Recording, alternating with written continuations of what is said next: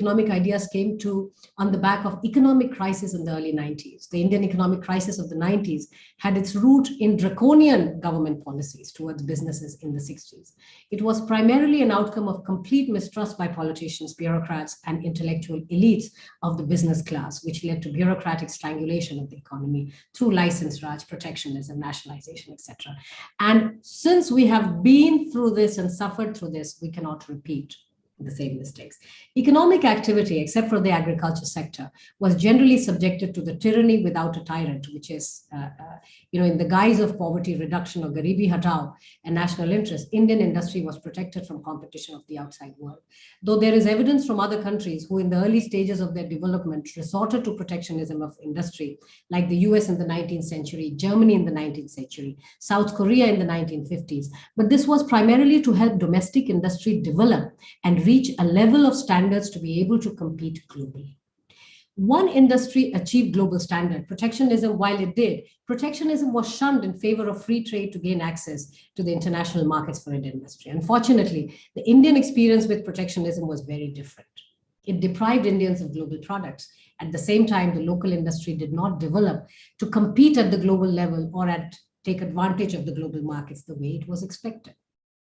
So even though neoliberal ideas of deregulation, liberalization, free trade and markets are an appealing alternative to draconian government policies of the 60s, one must be very cautious in blind adoption of these ideas when it comes to our economy. One of the perilous effects of neoliberal economic idea has been on the widening gap between the rich and the poor.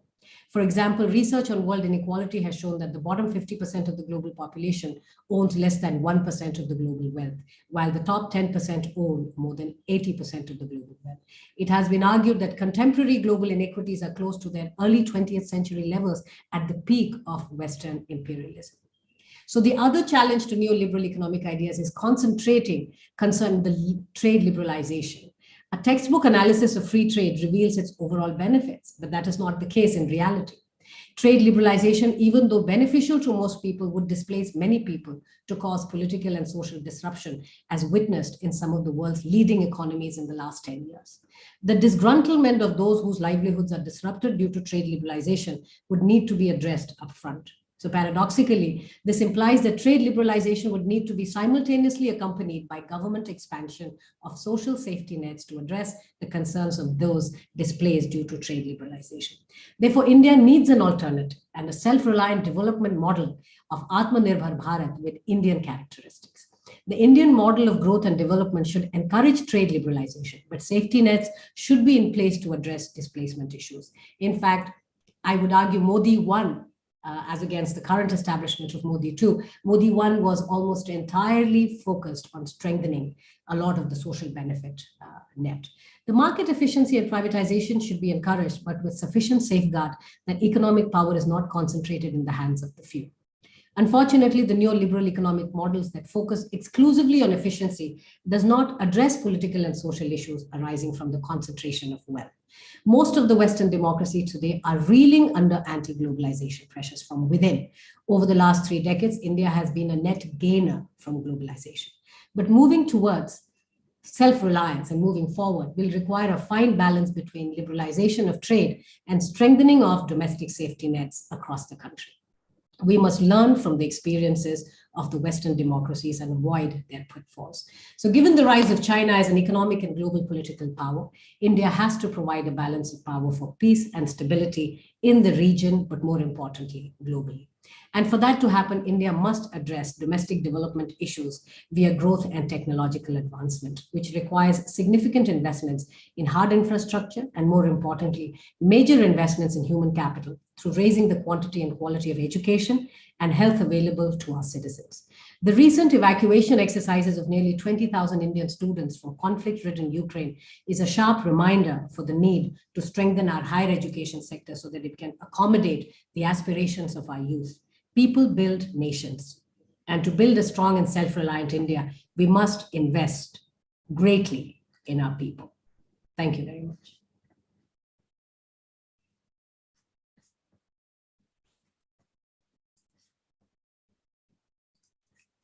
For your viewpoint on various global developments and globalization particularly.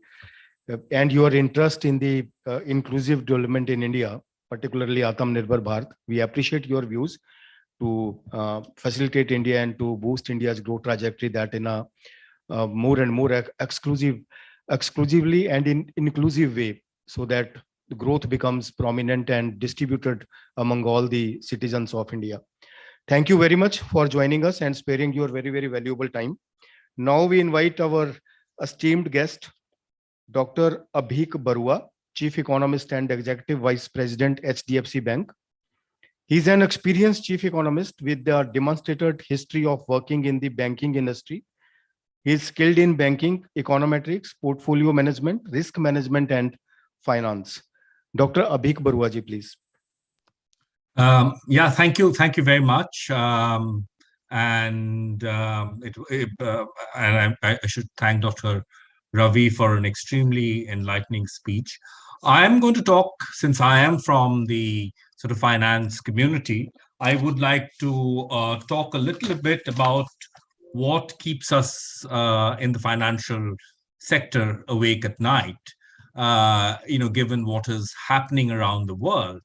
And I will focus more on the short term rather than on some of the longer term issues that Dr. Ravi covered so succinctly. And I do have a presentation so that you can sort of take a look at some of the points that I wanted to highlight. And let me just, if you can turn to the next slide, please. I would just let me sort of take you once again and remind you of the problems that we face today. And the way I think about it, or people in the financial markets for that matter think about it, is that there is an unholy trinity, if you like, that we are confronted with. Of course, we have the Ukraine problem, which is causing a whole lot of supply disruptions. You have inflation, which is leading to a tight money policy. And we just saw an example of it, a rather unpleasant surprise at 2 this afternoon, when the RBI raised the policy interest rate by 40 basis points and impounded and announced that it would impound about 87,000 crores of liquidity.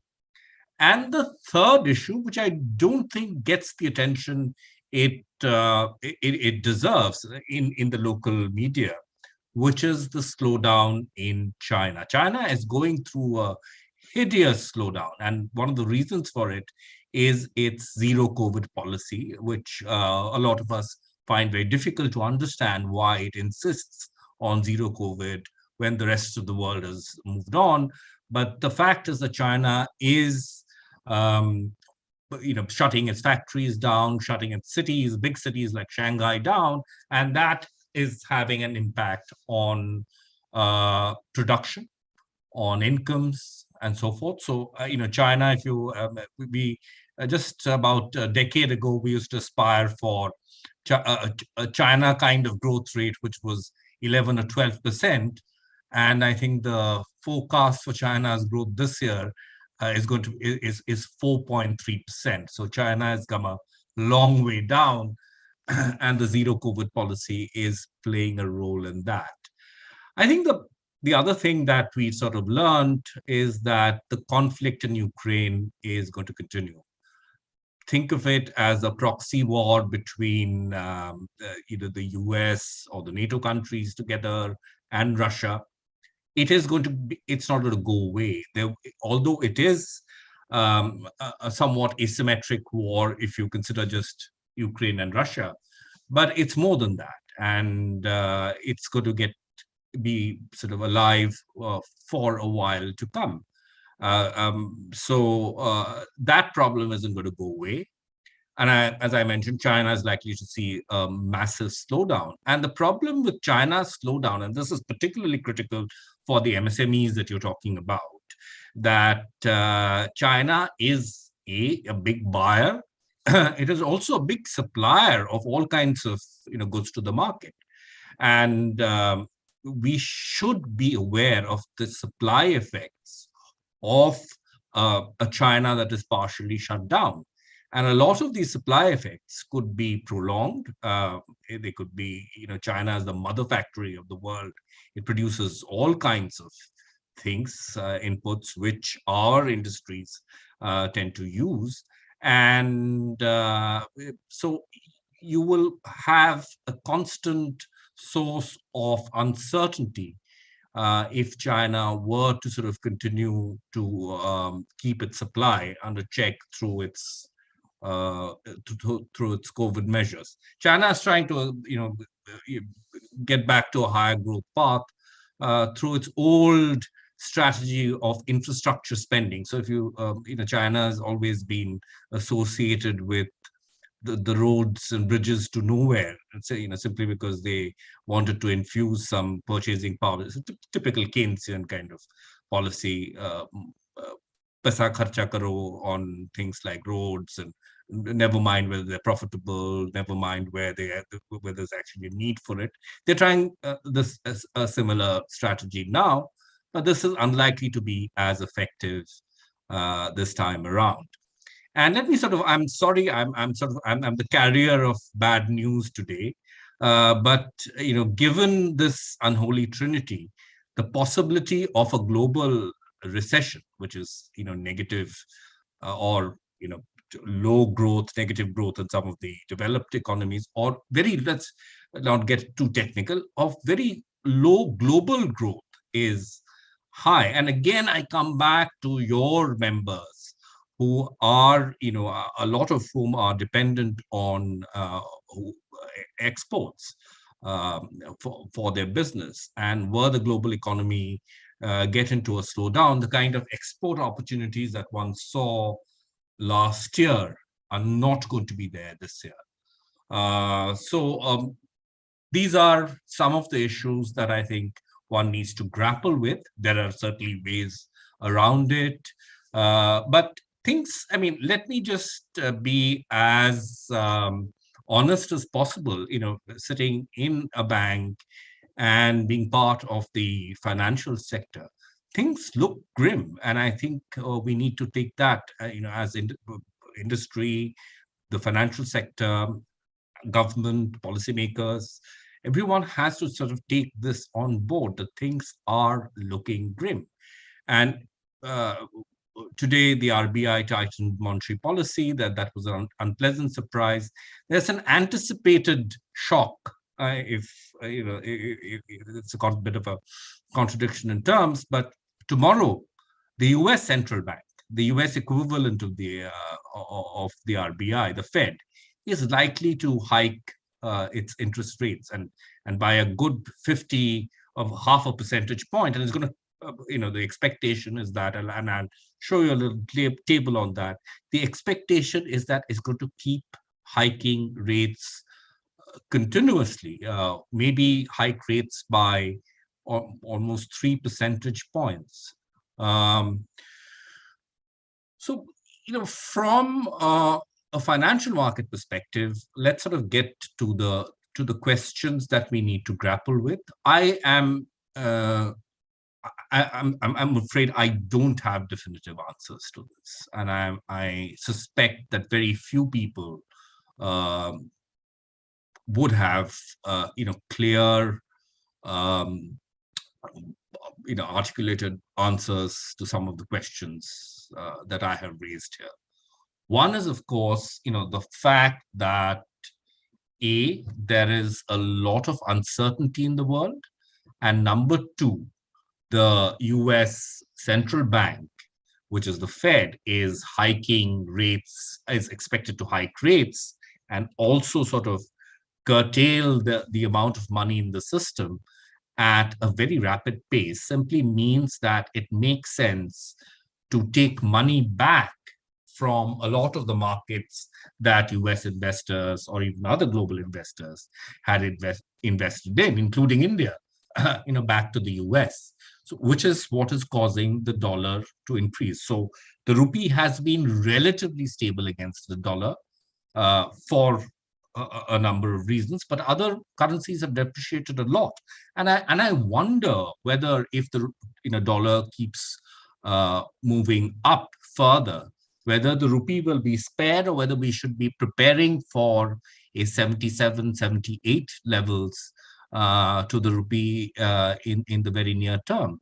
And one way to sort of, again, if you look at what the RBI did today, which is to hike rates and suck out some liquidity, is as a defense for the rupee to prevent it from depreciating a lot as the Fed begins to, or the US central bank begins to tighten. Now, I want to sort of spend a little bit of time on commodity prices, and not just oil. I think the jury, although commodity prices on the back of supply disruptions, factory closures, unavailability of natural resources, I mean, there has been an uptick in commodity prices for a while now, which has got sort of exacerbated by the Ukraine problem. But when it comes to price setting, it takes sort of two to kind of tango. And okay, we are looking at a problem on the supply side, but if indeed there is a global recession or a global slowdown, it is quite likely, or there is a possibility, that you will not see the kind of elevated price levels for the whole bunch of commodities that you've been looking at. So I think that's one bit of positive news that you might want to bet on. Again, I mean, as I use the word bet because nothing is certain, but if indeed there are correction mechanisms built into the global sort of the macro economy, and one of the correction mechanisms is that if demand drops, at some point, it's going to affect the prices of commodities adversely. So prices of things like aluminum, copper, nickel, etc., might come down, and we've seen that happen in the recent past. And also, if you remember that a lot of these are really like stocks; they're financial assets. And if you have less money in the system chasing these financial assets, there is, as I mentioned, the Fed is tightening. It's going to sort of pull out dollars from the system. So there is a possibility of commodity prices stabilizing. And I personally, as an economist, would kind of put my bets on the fact that in the second half of this year, maybe commodity prices could soften quite a bit from current levels. Number three is stock market. Where will the Sensex go? Where is it the bottom for the Sensex, etc.? Traditionally, China has been sort of what we call a bellwether. If China collapses, the stock market collapses, all other emerging markets, sell off. But this time could be different. However, the fact that there is less money in the world chasing assets than what was the case last year because of this monetary tightening, because of the inflation scare, because of central banks getting very aggressive, means that there is a problem of liquidity. So it remains to be seen what would happen to emerging markets. But I think there is also a view that some emerging markets might become kind of attractive and be safe havens, for the lack of a better phrase, in this kind of overall mayhem that tighter liquidity will create. And if, again, we get our story right, and I think there is a big India story there, I mean, maybe profits will get squeezed a little, you're facing margin squeezes, etc. But I think if we present, if we get our policy act right, keep the reform momentum going, we seem to be doing a lot of things that are in the favor of long-term, structural improvement in the economy. Maybe we'll be one of the economies that will be rewarded, although other economies might take a beating in terms of their financial markets. There are two views on how the US is going to go in terms of hiking rates. One is that they're just going to go, I mean, their inflation I mean, they historically tolerate about 2% or a little more. Their inflation is running at 8%, so 4 times the tolerance level. So there is a, there is a prospect of the U.S. central bank going absolutely crazy and just doing very, very aggressive rate hikes. But it is possible that they do some front-loaded rate hikes, which you will see tomorrow. In fact, when you sort of read your papers in the morning, it'll be there splashed on the front page of what the Fed did. And then it might just start slowing things down, and maybe some calm will come back to the financial markets.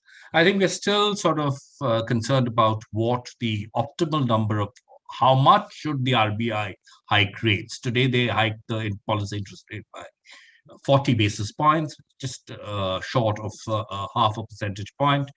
But would it, go the Fed way, or will it follow a more cautious approach? And I think there is a case that influential chambers like you have to make, that given the myriad challenges that you face, we talked about supply side challenges, talked about demand side challenges. Yes, you are concerned about inflation. It hurts you. You understand that interest rates need to be hiked to counter inflation. But there has to be a balance between growth and inflation, and the kind of fiscal support that, say, the US got. Even the small and medium industries in the US got, simply not given here. So we cannot sort of ratchet up interest rates even with high inflation to the extent that some of the developed markets are doing. So this is, in a nutshell, what is on the minds of financial markets. I won't take up too much more of your time. I just wanted to just one chart, which I just wanted to. So if you just look at the table on the left-hand side, it just gives you what the markets are expecting the US Fed to do. And the US Fed is sort of the mother central bank, and it sort of has an impact on financial markets and economies across the world. So there is tomorrow, as I said, 100%, the market is saying 100% chance of a 50 basis point hike, almost 100% chance of a 75 basis point hike, 3/4 of a percentage point hike in June, and so forth. But as you see, the market is hoping that things will sort of taper off once they do the front loading. But the fact remains is that you've seen it today from the RBI, central banks getting antsy about inflation and then suddenly sort of taking off on their, starting the anti-inflation fight. The anti-inflation fight has begun. It is a period of higher interest rates for all of you as companies. Be prepared for it. If you can make a case, please make a case that interest rates should not go up to stratospheric levels. There has to be a balance, especially in our case, between growth and inflation. And this is particularly true of the heavily battered MSME sector. I stop there, and I would like to thank you for the opportunity to speak to you. I won't get into the rest of the slides. Thank you. I think I've overshot my time.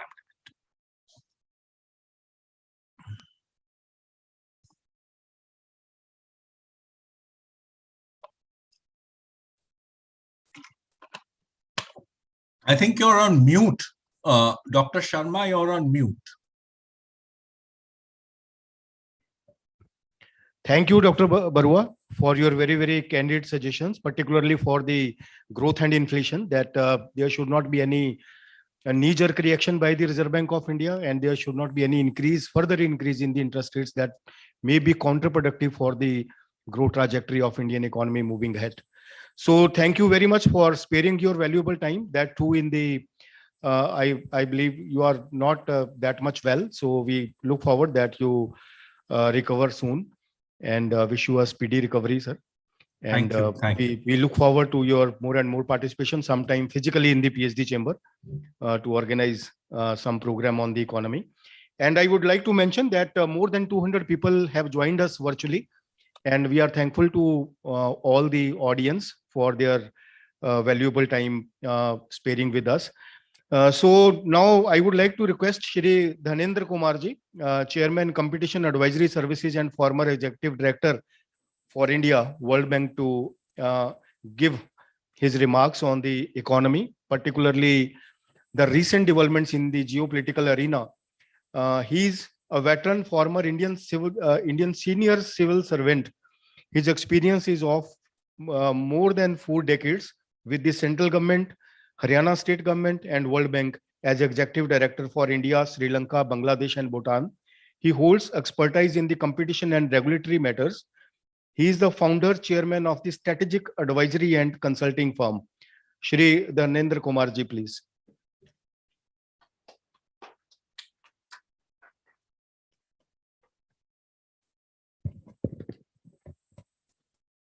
Thank you, Dr. Sharma. Distinguished speakers, distinguished members of the audience, let me first of all express my sincere thanks and appreciation to those who are physically present today. Otherwise, we would have been virtually playing like an IPL match in Dubai in an empty stadium.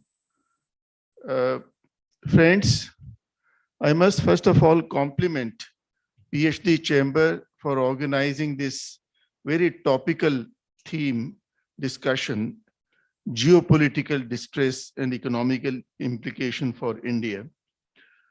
The world has never been so interconnected and intertwined as it is today in all spheres: political, economic, currency, trade, environment, health, just to name a few. Vasudhaiv Kutumbakam, which had been our theme in the past scriptures, has become true in all sense.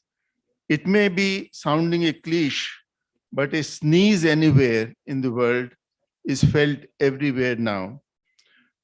The Second World War, for example, would not have impacted the world so much as some of the developments today have been impacting every country and every section of society. In such a situation, there have been many disruptions. COVID pandemic, which started in China, soon engulfed the entire world, disrupting not only the global health like never before, but entire global economy, trade and commerce, and caused unprecedented stress on supply chains and infrastructure. Fortunately, India was able to withstand the unprecedented onslaught of the pandemic and was able to come out of it, achieving almost universal vaccination of our people. There has been resilience in almost all sectors, and economic recovery is considered to be the highest among all major economies, 8.2%, according to the studies of IMF and World Bank. The latest crisis of Russia-Ukraine war has, however, derailed the entire world economy as never before, the biggest shock after the Second World War, causing tremors around the world.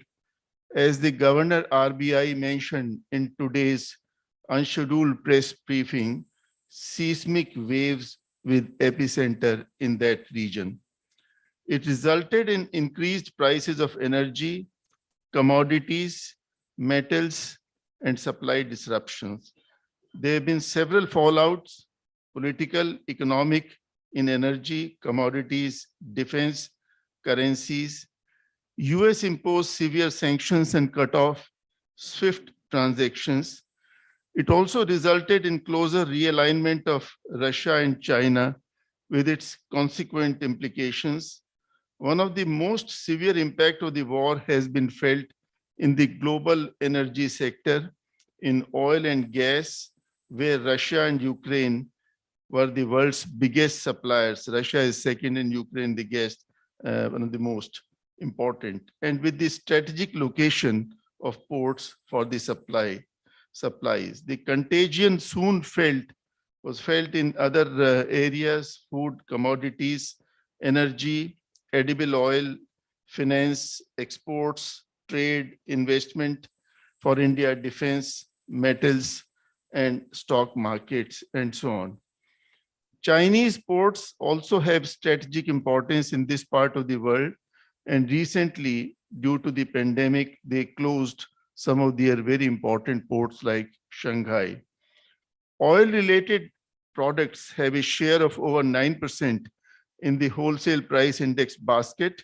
A 10% increase in crude may lead to an increase of about 0.9% in WPI inflation. A larger oil import bill may impact India's external position. It may also increase subsidies on LPG and kerosene, pushing up the overall subsidy bill. The war has also resulted in disrupting India's edible oil markets, as we import more than 90% of our sunflower oil needs from Russia and Ukraine combined. To accentuate the stress, there have been problems in import of palm oil from Malaysia. Recently, Moody's said the high commodity prices and supply chain disruptions due to further escalation in the Russia-Ukraine crisis could expose about 42% of the rated Indian companies to significant risks, arising mainly due to oil and gas and automotive sectors. There have been problems also in the chips with the disruption in supplies. The sensitivity of each sector reflects three channels of risk transmission. First is a commodity price shock and supply disruption. Second pertains to economic and financial disruption with the tightening of funding conditions. And finally, security risks. The credit implications for companies depend on the direct exposure to each channel and their capacity to mitigate shocks. Coincidentally, Governor Shaktikant Das a few minutes ago, in an unscheduled policy announcement, raised the repo rate by 40 basis points and underlined the need of containing inflation with accommodation for growth. In his speech, he also referred to intense pressures on prices and increased inflation caused due to Ukraine war. And we have to assess the impact on MSME sector, particularly as a result of this increase in repo rates and allied issues. Let's look at the projections of the IMF and the World Bank, with whom I had been associated earlier. In the World Economic Outlook of April 2022, IMF has slashed growth projections globally from 6.1% of the world I am talking about in 2021 last year to 3.6% in 2022 and 23. To repeat, 6.1% in 21 to 3.6% in 22 and 23, all due to Russia and Ukraine war.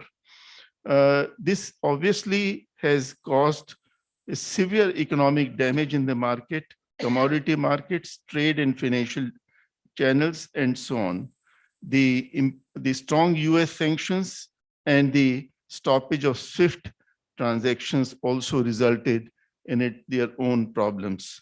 Central banks everywhere have been faced with challenges, like we saw in RBI today, to balance inflation and boosting economic growth. And we all are watching what's going to happen tomorrow in Fed Reserve, although general impression is the same as just mentioned by Mr. Barua. There are likely to be implications for India's exports also.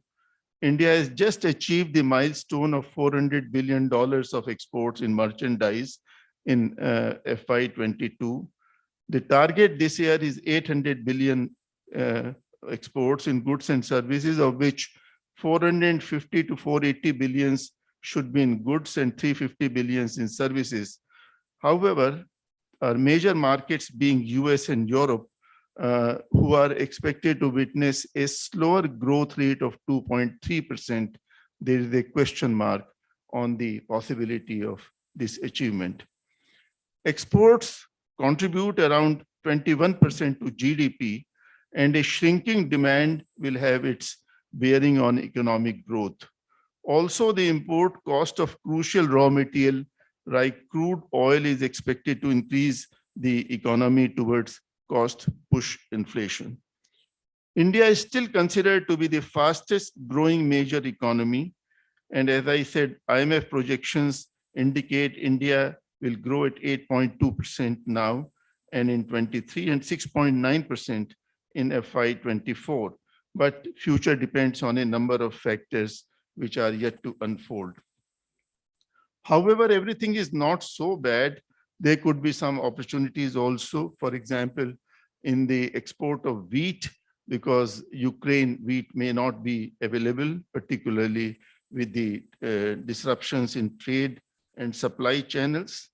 And if the US economy decelerates to 2.3% in 23 as expected by IMF, the US Federal Reserve may also have to rethink the interest rate hikes. If that happens, we could see larger, hopefully, net inflows in India and strengthening of Indian rupee. Commodity prices have started rising in February itself after there was talk of Russia-Ukraine war, and there have been impact on metals, gas, edible oils, and so on, raising the prices.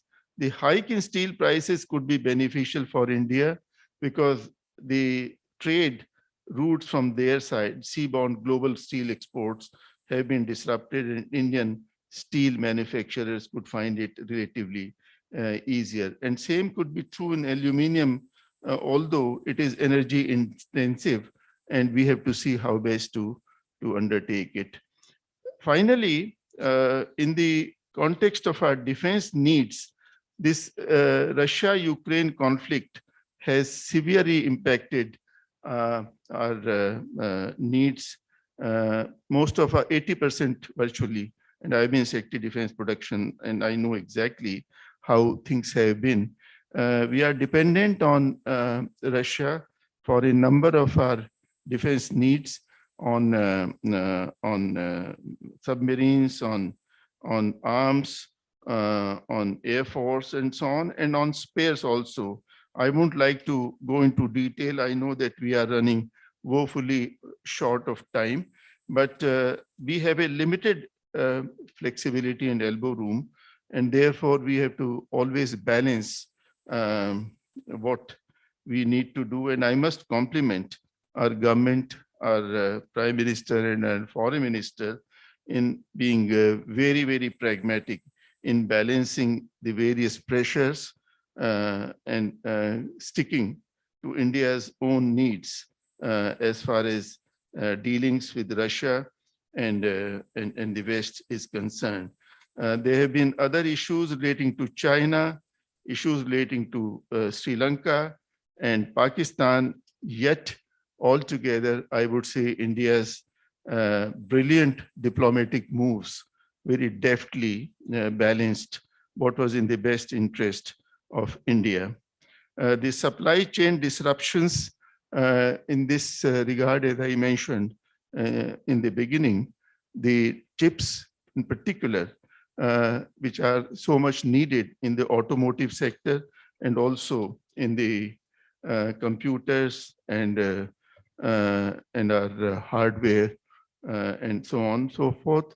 We hope that in the passage of time and some of the policies like the production-linked incentive scheme, which the government has undertaken, hopefully should solve some of these problems.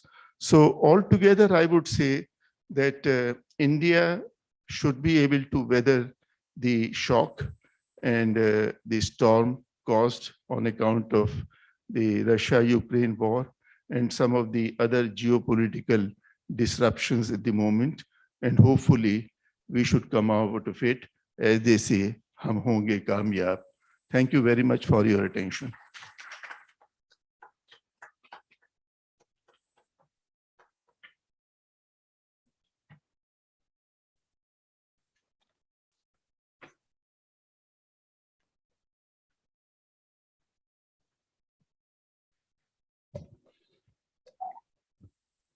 Thank you, respected Shri Dhanendra Kumarji, for providing your very practical and valuable viewpoint regarding the India's policy environment and India's approach to address the issues. As you rightly said, that global growth is now expected to decelerate from more than 6% to less than 4%. So that will be a major worrying factor for the whole global scenario, because this will impact more than $2 trillion to the whole global GDP. So that is a worrying factor, that how to mitigate this impact in the coming times, particularly for the developing economies, as they desire a lot of funds from the advanced economies in terms of FDI and other investments. So now I would like to invite our esteemed guest, Shrimati Bindu Dalmia, Chairperson, National Committee on Financial Inclusion and Literacy, Niti Aayog, to present her remarks on implications on socio-economic development in India. She is Chairperson, National Committee for Financial Inclusion, NCFI, Niti Aayog. She writes as a guest for the Economic Times blog, and also writes occasionally as a guest for Mail Today editorials, part of the India Today group. Through her writings, she addresses various issues related to financial inclusion and socio-economic development of the country. Shrimati Bindu Dalmia ji, please, for your viewpoint. Thank you. Thank you so much. Good afternoon, friends. I'm indeed honored to be invited by the PhD Chamber of Commerce to discuss the contemporary geo-economic scenario and its impact on the Indian economy.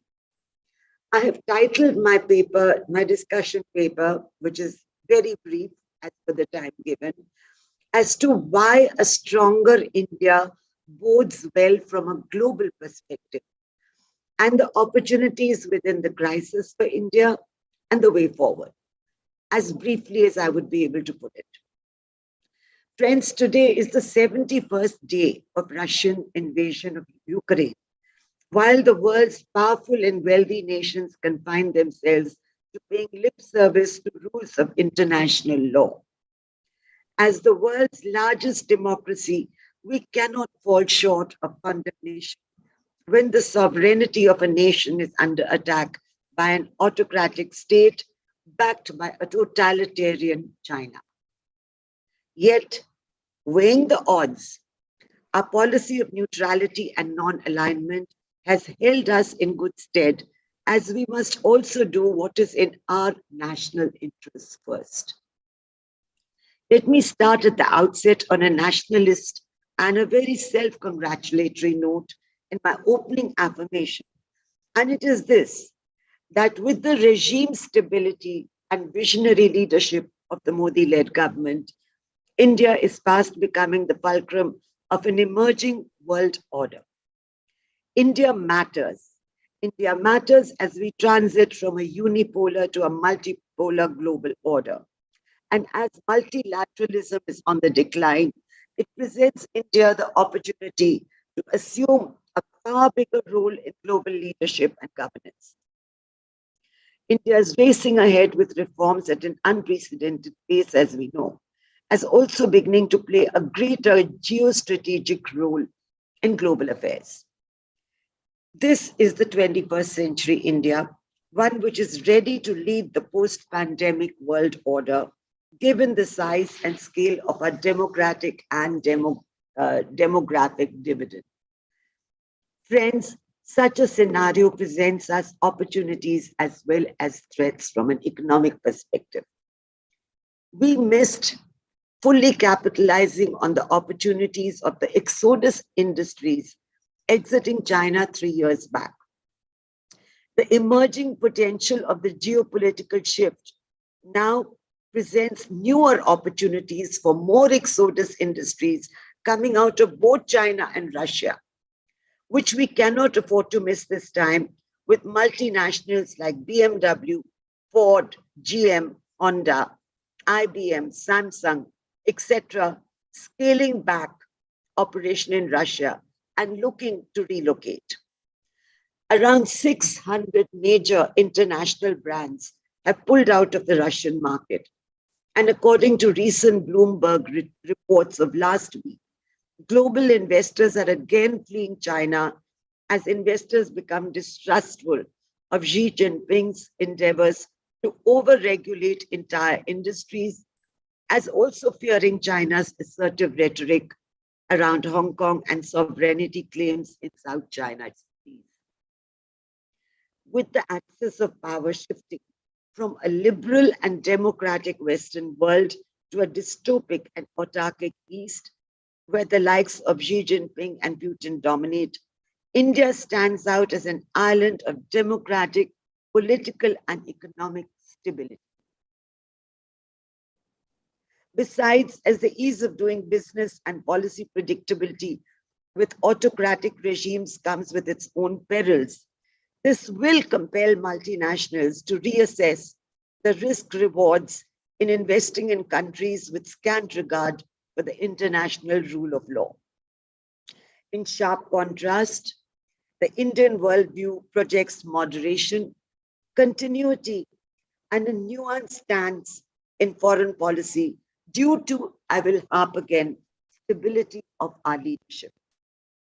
India today prioritizes on being future ready to combat for far bigger challenges that lie ahead, like meeting our targets for the Sustainable Development Goals, particularly in the area of alleviating hunger and poverty and mitigation of the climate crisis, both of which pose existential threats.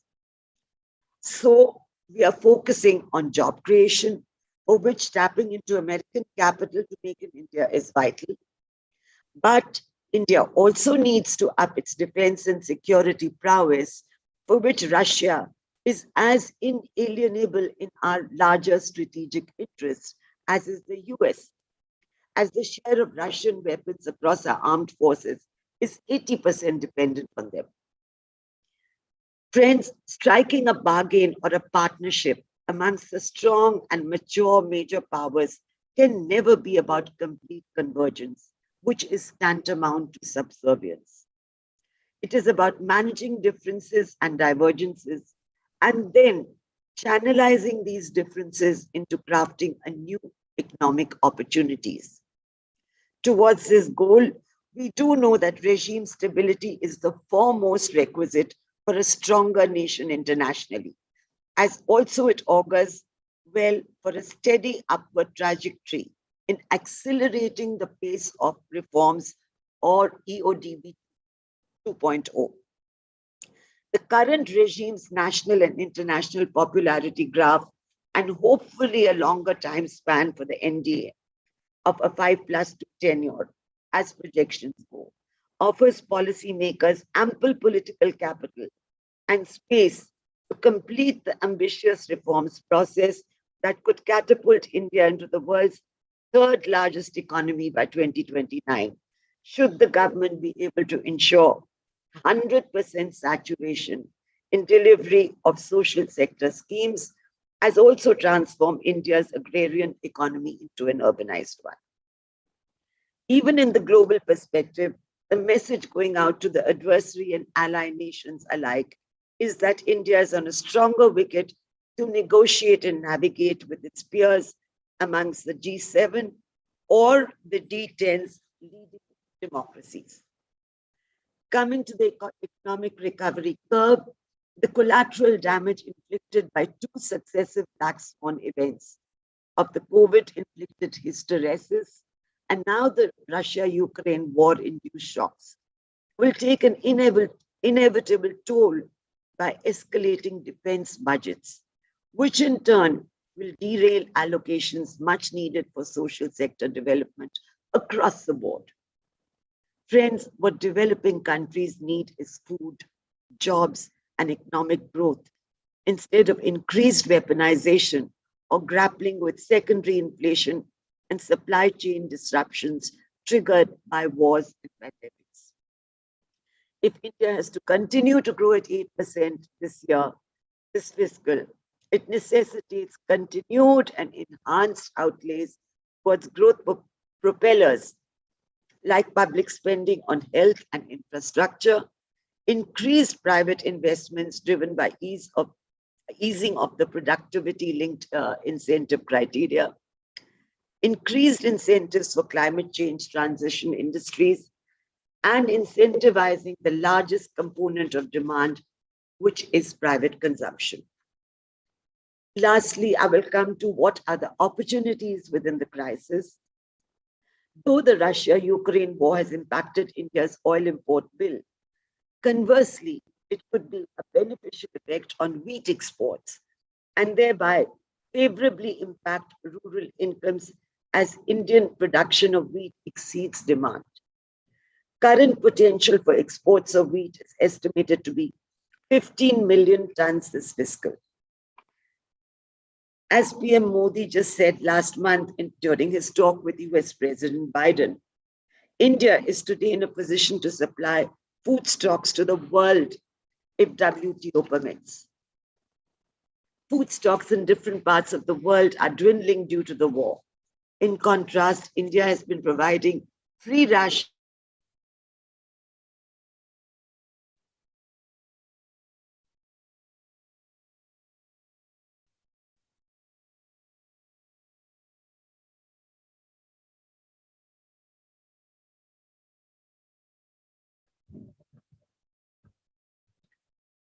Ma'am, please unmute yourself. You are muted by mistake, I believe. Sorry, is it audible? Let me say that again. I covered the food aspect, that food stocks in different parts of the world are dwindling due to war. In contrast, India has been providing free rations, 80 crore of its population. So there is a big scope for export of food grains. Secondly, as regards surging energy prices, the only long-term solution is to accelerate the deployment of renewable energy, which is insulated from market fluctuations and which will help progressively to phase out coal and fossil fuels. Thirdly, the way forward for India is to accelerate the speed of doing business, the ease of doing business, and the cost of doing business. Fourthly, the government has already simplified 29 labor laws and replaced them with 4 industrial relation labor codes so as to create a favorable ecosystem for larger investments.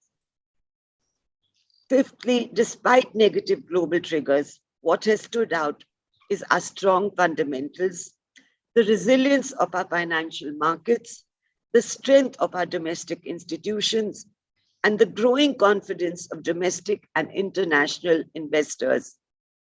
Also, when we look at inflows of capital into our markets, the quality of money is what matters.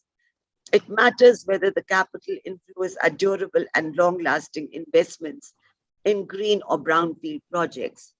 It matters when investments pour in to fund our growing universe of startups as compared to transient capital in the form of FPIs.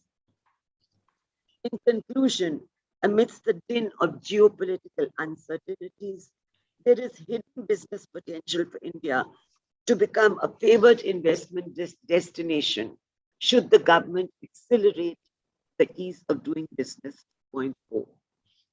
The recent display of unilateralism by severely autocratic regimes like China and Russia can act as the force multiplier to attract exodus investment capital to Indian shores. If America can profiteer through the war, so can India if reforms are hastened and we are in a position to plug and play. This, friends, is an opportunity we cannot miss this time. I will end on that optimistic note. Thank you and Jai Hind.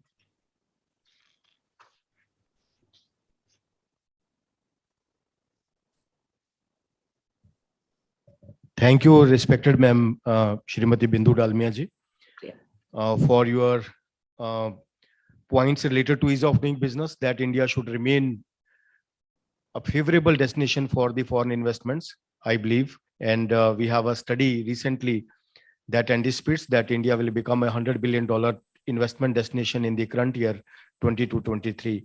We will attract more than $100 billion for FDIs. in India. We have already achieved more than $80 billion. So that will be a great achievement for the Indian economy in this very, very pandemic time, that too impacted by geopolitical developments, Russia and Ukraine. So going forward, now I request, not request, but we have a pre-recorded video by Dr. Ajay Chibbar. He is a renowned economist and distinguished visiting scholar from the George Washington University. And he is senior visiting professor at the Indian Council for Research on India's Economic Relations also, e-career, and non-resident senior fellow at the Atlantic Council.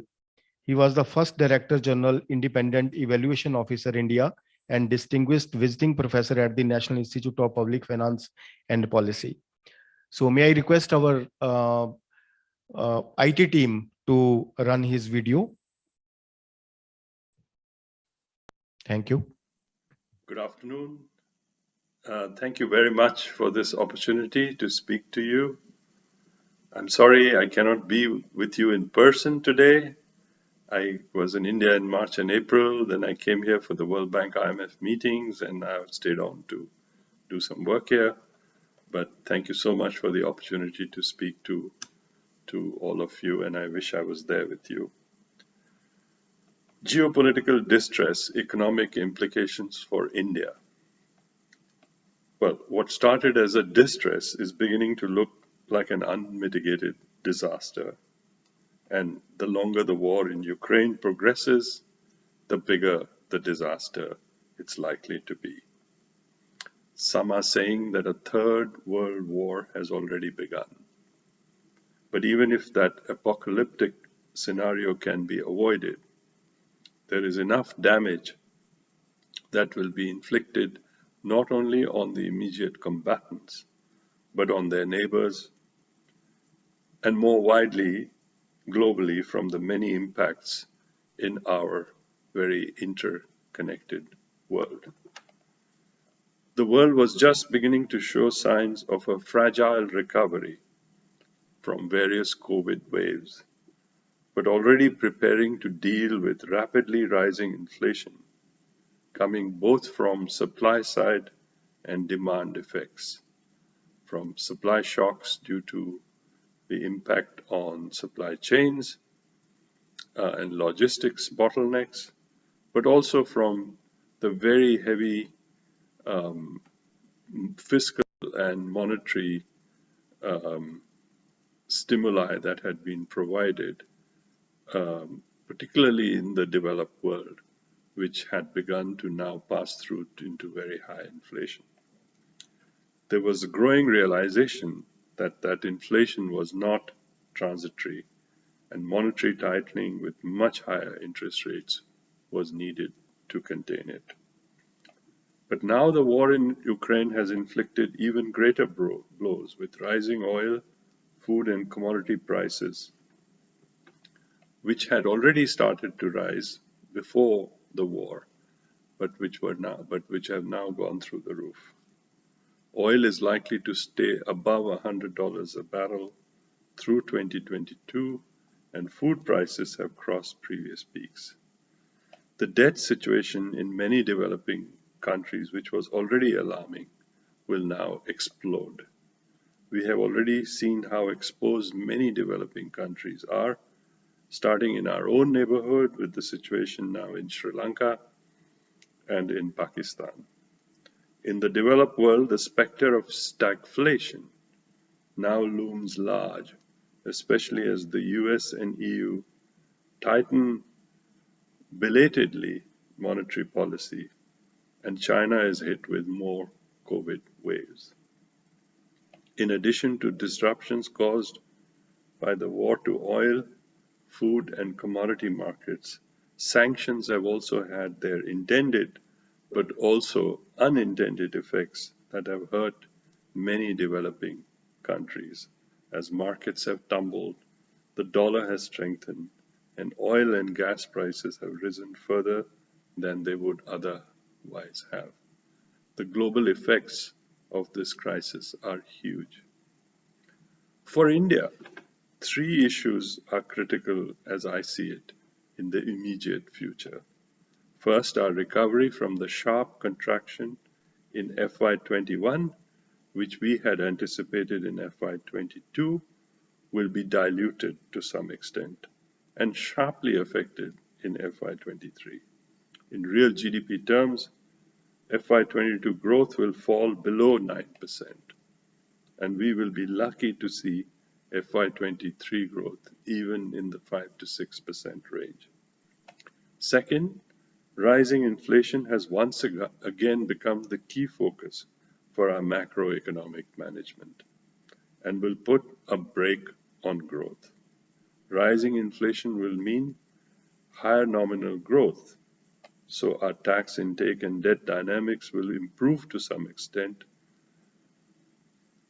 But in contrast to this silver lining, it will also have a very damaging effect on consumption and on poverty and inequality.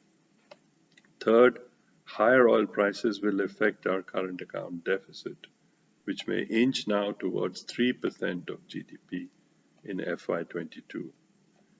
Huge reserves, over $600 billion, will of course help India finance the CAD and the capital outflows that could be expected from higher interest rates in the US and in Europe, and will help us manage a sharp drop in the value of the rupee. But nevertheless, such a large terms of trade shock to the economy due to oil prices, we should aim for actually a depreciation of the real exchange rate to control the CAD. A weaker rupee will help our exports and contain imports. While we rejoice the fact that our export value crossed $400 billion, we should keep in mind that the volume of exports did not go up, while the volume of our imports did rise by over 10%. So much of the value, it was really more in the value of exports that we saw an improvement. India will therefore need more concerted action on the trade front. It's good to see that free trade agreements signed with the UAE and Australia and the promise of a deal with the UK this year, but even more action, in my mind, will be needed. Using this opportunity to make progress on a US-India FTA would be a very big win for India. India's pathway towards reaching net zero CO2 emissions by 2070, which the Prime Minister rightly announced in Glasgow, is likely to be affected, at least over the coming horizon, by recent geopolitical events. India was trying to shift from coal to natural gas as a transition towards lowering CO2 per unit of GDP. With rising gas prices and growing uncertainties, that transition, that immediate transition towards natural gas could be affected to a considerable extent. India's neutral stance in the Russia-Ukraine conflict has been explained well by our External Affairs Minister and more recently by the Finance Minister in Washington at the IMF World Bank meetings, and a growing effort by Russia and China on one side and by the West on the other to woo India do provide us with some opportunities as well in a new world order that will emerge from this conflict. Whether India is able to realize these opportunities remains to be seen. The Western world is speaking of friendshoring its supply chains. Secretary Janet Yellen very recently, just before the IMF meetings at the Atlantic Council, gave a speech on a new Bretton Woods system in which she talked not only about reforms in the IMF and the World Bank, but also on how to rejig and build more resilient supply chains going forward. In this regard, India could see this as an opportunity also to be able to be part of these more resilient supply chains and attract investment in key strategic areas, especially in semiconductors, in pharmaceuticals, in this regard. On our side, in view of the huge uncertainties which will keep oil prices high, an even more accelerated push to renewable must be a high priority, as well as reducing our dependence on foreign arms suppliers by giving a boost to our domestic defense production capacity. We are entering a new world order in a very uncertain world and must navigate our economic interests with much greater dexterity and ability while we deal with the shocks that have hit us from the ongoing war. Thank you very much.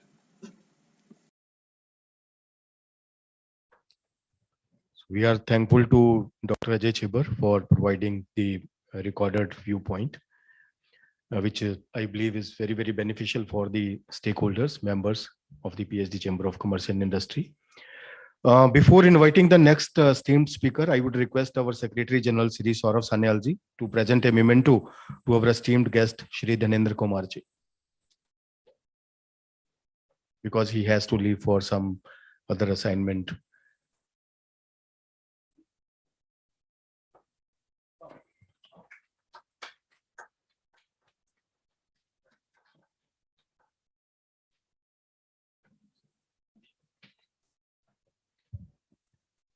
Thank you very much, sir, for sparing your very valuable time and providing your very, very practical views. Thank you, Dhanendra ji.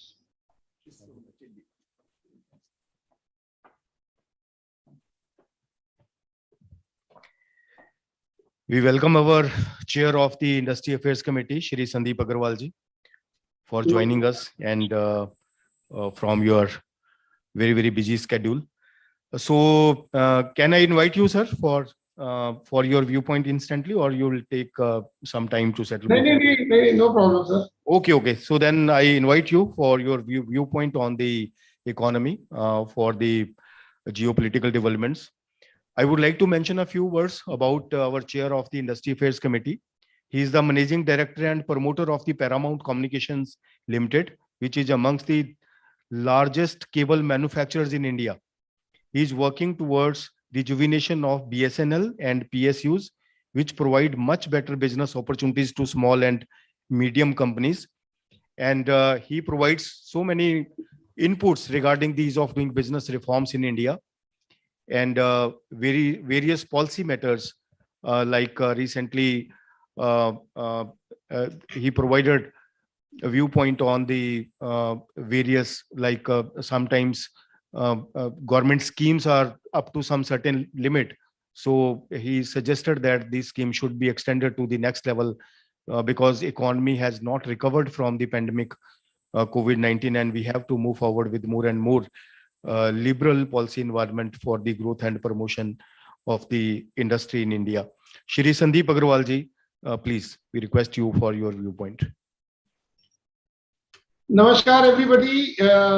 Thank you, Sharma ji, Srimati Bindu Dalmia ji, Chairperson of National Committee for Financial Inclusion and Literacy, Niti Aayog, Dr. Ajay Chibbar ji, Economist, Dr. Delopat Goswami, Director General and Controller and Auditor General of India, and Shri Dhanendra Kumarji, just left,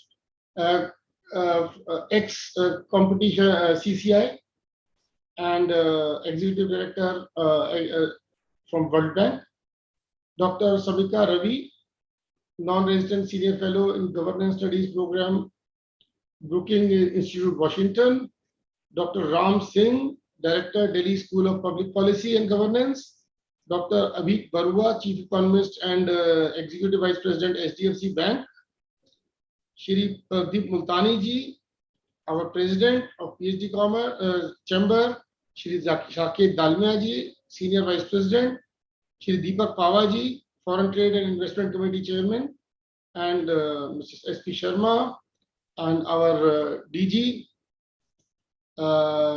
Managing Committee members, ladies and gentlemen, a very good evening. And I believe we call, obviously it is a distress situation, but we have to find benefit and the solutions from the distress we get into. So today, with this global order changing due to the Russian-Ukraine war, I again reiterate my and our industry committee's suggestions to the government to buy technology and not the products. So as we know recently, the government came out with tenders for submarine.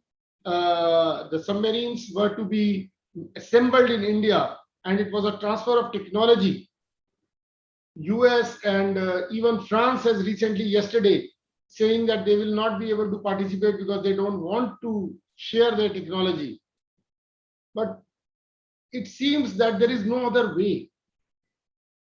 We need to have our own technology, because if at all, what has this Ukraine and Russia war has shown, that even your closest allies, Ukraine was fully, supported by Russia for their defense needs as per the agreement signed by both the countries. And suddenly, Russia is now fighting Ukraine. And the best friends of Ukraine, who told them, please go into the war and we are there to be behind you, for 2 months, they were seen nowhere. They were sending them helmets. They were sending them food packets. The point is, nobody is your friend, everybody is their own friend. And our country cannot depend on any friends to support our development. We have to develop ourselves. And if we want to buy something, we should buy technology. We should be manufacturing everything in the country itself. That is the only way that the country does not follow the footsteps of countries like even Turkey, Sri Lanka, and others who cannot manufacture anything themselves, have to depend everything on imports. Pakistan, if you say, and then their foreign reserves dwindle down to absolutely low levels, and they are in a bad situation. Today, our country, at least as our respected analyst, Shri Ajay Chibbarji mentioned just now, that India has a $650 billion foreign exchange reserves. But then to think of it, Russia had a $600 billion foreign exchange reserve, and at a stroke of a pen, US and Europe decided that it is of no value, because they would not do business with them and they would not let anybody do business in their currency with them. It's another matter that Europe needed oil more than Russia needed any help from them. So they are still buying and selling and working with each other. But does India have that kind of capability to pull? I don't think so. So therefore, it is very important today that our country develops its own technology and manufacturing skills, and also do a lot of exports from the country. The good thing is that the $400 billion export target has been met. Probably it is $410 billion which we have achieved. And this year, we should be able to do more than $500 billion at least. So India is exporting a lot, but as we see, it is at the cost of importing even more. So we need to work on the strategies, that how we ensure that domestic productions and domestic exports from the domestic manufacturers do not suffer. So my suggestion to the government has been that the duties, import duties on all major raw materials, which have spiked by more than 50 to 200% in the COVID period, and due to the war with Russia and Ukraine war, should be made to zero. And as soon as we do it, we do not see any increase in imports. Because what is the, actually the imports are happening from zero duty FTA areas like Japan, like ASEAN countries, because from these countries, these materials can come at zero duty or at 2% or 3% duty. So basically what is happening is that some large manufacturers are getting monopolistic high prices. They are showing extremely high profits in their books, which is very good. I have no issues with that.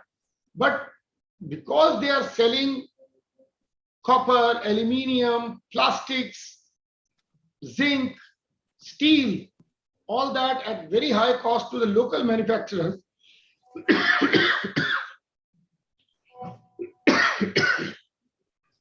Indian small and medium industry, the cost of manufacturing, the cost of raw material has gone up. The benefits which the government is giving, which is just about 2 to 3%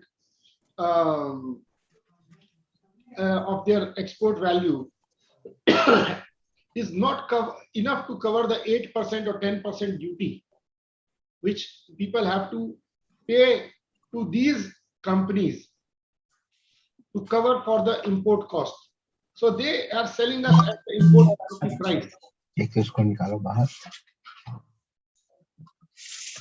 So what we need today is that the domestic companies get raw materials at competitive prices and from Indian manufacturers.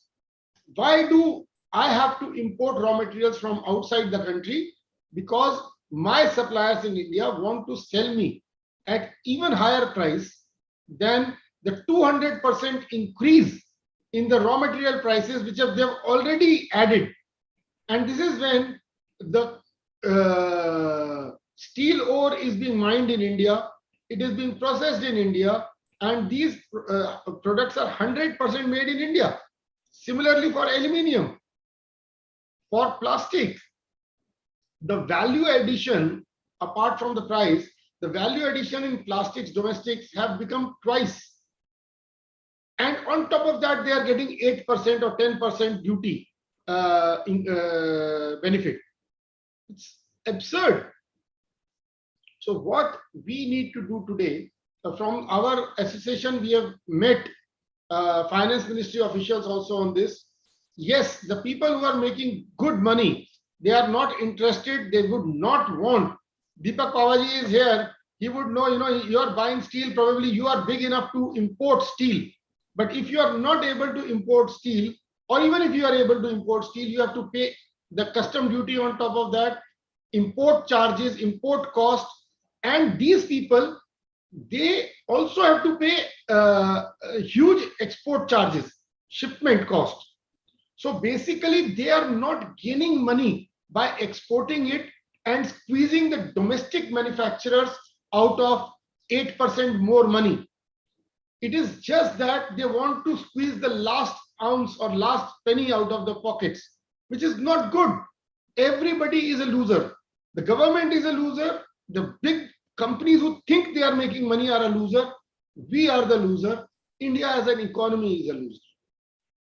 So we have to learn from this distress situation and make sure that Indian companies supply to the domestic buyers at reasonable prices and do not add custom duty impact on top of their cost. Similarly, we should say that we have to also develop our capabilities and capacity. As I again will say, Deepak Pavaji is doing a lot of good work in exporting products out of India. We are increased our exports by almost 3 times this year and would like to increase our export by 3 times next year also. And we wish all Indian companies would be doing this. That is something which will strengthen our manufacturing sector. I can tell you one thing, there is everywhere in the world people said that cables can only be imported. Domestic manufacturers are not capable. But in India, Chinese cables do not come. Indian manufacturers are capable of blocking their sales. Our prices are less than the Chinese prices. We are able to compete with them in India and anywhere in the world. So therefore, it is India which needs to put in investment in its manufacturing, India which needs to put in investment in its technology parks, in its manufacturing parks, where we need to put in buildings and land and duly connected with power, which should be developed by entrepreneurs and investment companies into the real estate, and it should be available for 20 years, 30 years, 40 years, 50 years, long-term lease to the industry, so that the industry does not use up their precious working capital today into land and building. We should invest, as an entrepreneur, we should invest into only one thing, which is the best technology to manufacture the highest grade products and in the maximum volume which we can do. And this we only can do if we are able to save on our working capital. Another suggestion which from our platform we have given to the government was regarding reduction in the performance bank guarantees, which from 10% was reduced to 3% on our request. Then we came for extending it for 1 more year, which the government has extended it for 1.5 more years now. Then we have asked that this performance bank guarantees should be not only from the banks, which charge heavily, and from small and medium sector, they charge not only the money aspect, but they reduce the fund by asking them for 100% coverage through FD. Now, this can also be done through insurance. And insurance companies, one of the companies, HDFC, I believe, I'm talking to them, they will be putting in the papers to the IRDA to start this insurance-led performance bank guarantee system. This will be a game changer. A few lakh crores of Indian industries funds are tied up into giving performance bank guarantees to various buyers, especially government. If that can be reduced to zero by using this kind of insurance-based performance bank guarantees, the industry will have enough funds to invest and export goods from India.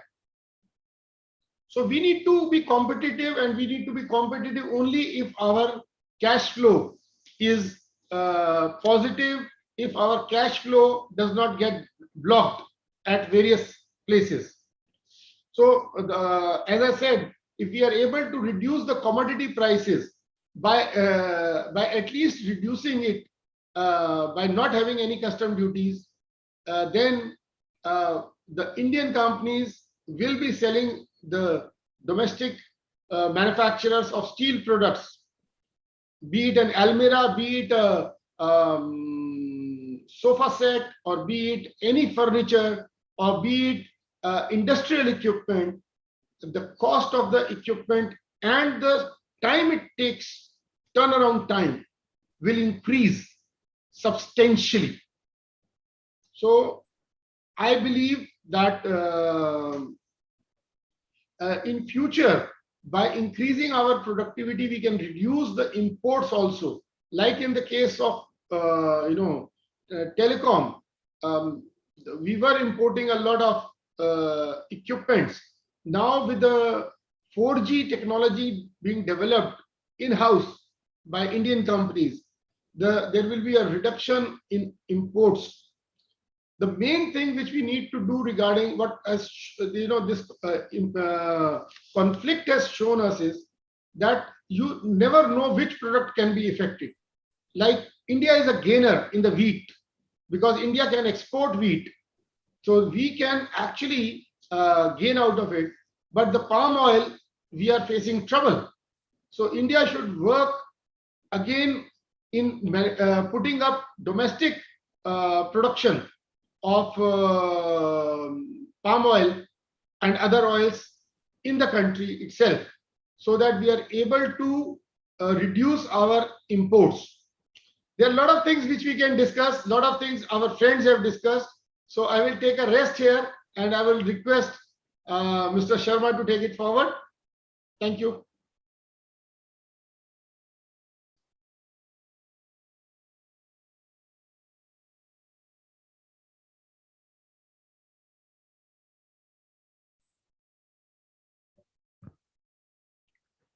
Thank you, Chair Shri Sandeep Agarwal ji, for your very, very practical points related to the industry, like high cost of commodity prices that is impacting the price cost margins of the producers. And that is also counterproductive to move forward for the enhanced production possibilities. And your suggestions regarding the PBG, which were very kindly received by the government and implemented by the government, like relating to the insurance scheme rather than the PBG. So that will enhance the working capital of the producers in this very difficult time. And as RBI is now increasing the interest rates, that will be beneficial for the enhanced liquidity for the businesses. So we look forward for your more and more suggestions for the growth and development of the country, particularly the growth of the manufacturing sector to become more and more prominent and to become at around 25% in the next 5-6 years or 7 years, which is now around 16-17%. And with that too, with the increased share of MSME, which are now the major growth driver of the Indian economy. So now I would request our chair of the Foreign Trade and Investment Committee, Shri Deepak Pavaji, for his viewpoint on the recent geopolitical developments and likely impact on the Indian economy. He is the chairman of Pava Group and managing director of Briar Asia. Under his leadership, I would say dynamic leadership, the group has filed 132 patent applications for 13 new technologies at national and international level, 57 patent granted and already allowed. So that is a great achievement in the research and development activity by the Briar company, that under the dynamic leadership of our chair, Shri Deepak Pavaji. And they are prominent in the global markets in the export scenario. And he has a lot of suggestions for the ease of doing business in India, so that Indian economy becomes more and more lucrative for the foreign investors, so that they are able to invest more in the infrastructure and growth and development of the Indian economy, particularly for the competitive enterprises, which are now becoming more and more promising, not only for the emerging and developing economies, but for the various advanced economies also. So, Shri Deepak Pavaji, please. Good afternoon, everyone. It's good to follow Sandeep Agarwal on this, because Sandeep has covered many interesting items. He probably also had the benefit of reading from an prepared text, which I also have been given, but I think I'm tempted to interpolate between that and some of my own thoughts. So I'll go along and ramble along. But Sandeep ji, it was nice listening to you. You brought up various issues. And let me start by saying that the military conflict between Russia and Ukraine is impacting companies in Asia Pacific, adding to their challenges from supply chain disruption due to the Europe. And keep in mind that these are adding to the disruptions. The disruption and the equilibrium has been very badly disturbed with the combination of several factors, and this is one on top of COVID. So COVID brought about a whole lot of challenges, and so has this. And due to these geopolitical developments, global supply chains are undergoing a major transformation, and the Western hemisphere is looking for new markets. So keep in mind that in every adversity, there's always a silver lining. So we have to look for two things. Where are the challenges which we are facing as a country, as MSME sector or manufacturers? And what could be the potential opportunities for us with this disruption that is taking place? I think today probably a lot more would have been said about the distress caused and the negative impact of this, what do you call, the events that are geopolitical as well as pandemic. But I think we should also look at the positive side of some of these things. Now, we have to look at it in the context of the fact that India is growing economically, gains new stature across the globe, both in domestic preoccupation, international choices becoming more significant. And this is the most opportune time to strengthen our position. Within few weeks, I'll give you a personal example. Within few weeks of this problem in, this problem in Ukraine, we had a company in Poland who wanted to fly across immediately because they'd contracted with a company in Ukraine. And this is a very significant project for lithium battery production for a Korean company. And they came and finalized everything with us and wanted us to ship this out. This is almost a fallout, which unfortunately, because of the Ukraine conflict, and I thought that I would use this as an example, there is a lot of disruption that has taken place in the supply chains, particularly out of Ukraine for various things and out of Russia for various things. And the next week saw a Russian company fly down to do business with us. And we have been looking at Russia as a passive market. But with that, we found that there's an opportunity to be proactive in that market. And they were getting all their product from Europe, and suddenly they wanted to source it out of India. So look at the positive side of this fallout. As I said, in every adversity, there is a silver lining. So these are only two examples, but I'm sure each one of you would have more examples when you're operating internationally. And we should find these opportunities and find them fast. Now comes the aspect of government role in whatever we are doing. I think government can be a big facilitator in almost everything we are doing. We had a chance to meet the Director General of Foreign Trade I think last month only. You all are familiar that the duty drawback has been totally rationalized, changed, rolled back, and that used to be significant for any export. We did make a point with the DGFT that unfortunately the government is taking shelter behind the cloak of WTO. WTO has got fractured. If you look at all the number of bilateral agreements that are taking place in the last 5 years, it is getting fractured from President Trump wanting trade in a particular way. So I think it's an opportune time for our government to be as bold as we have been in the past, with now standing up against any sides that we have to take on geopolitical level. I think we should see that there may be and should be workarounds on the WTO, and the people who are making a great effort to export out of this country should be rewarded, not because government lacks finances, but they must incentivize export in one form or the other. So I think that is a point that was well taken by the DGFT. The second part is the fact that India wants to reduce the share of, wants to increase the share of manufacturing in our GDP. And that's what we call 16 to 26. They wanted to go from 16% to 26. Plus, we want to almost double or triple our GDP at the end of this decade.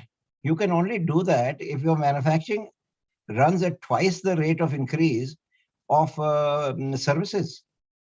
So unless manufacturing is seen to be given that special fillip or given that fillip, you will never get to the dream level of 26%. It'll be a pipe dream.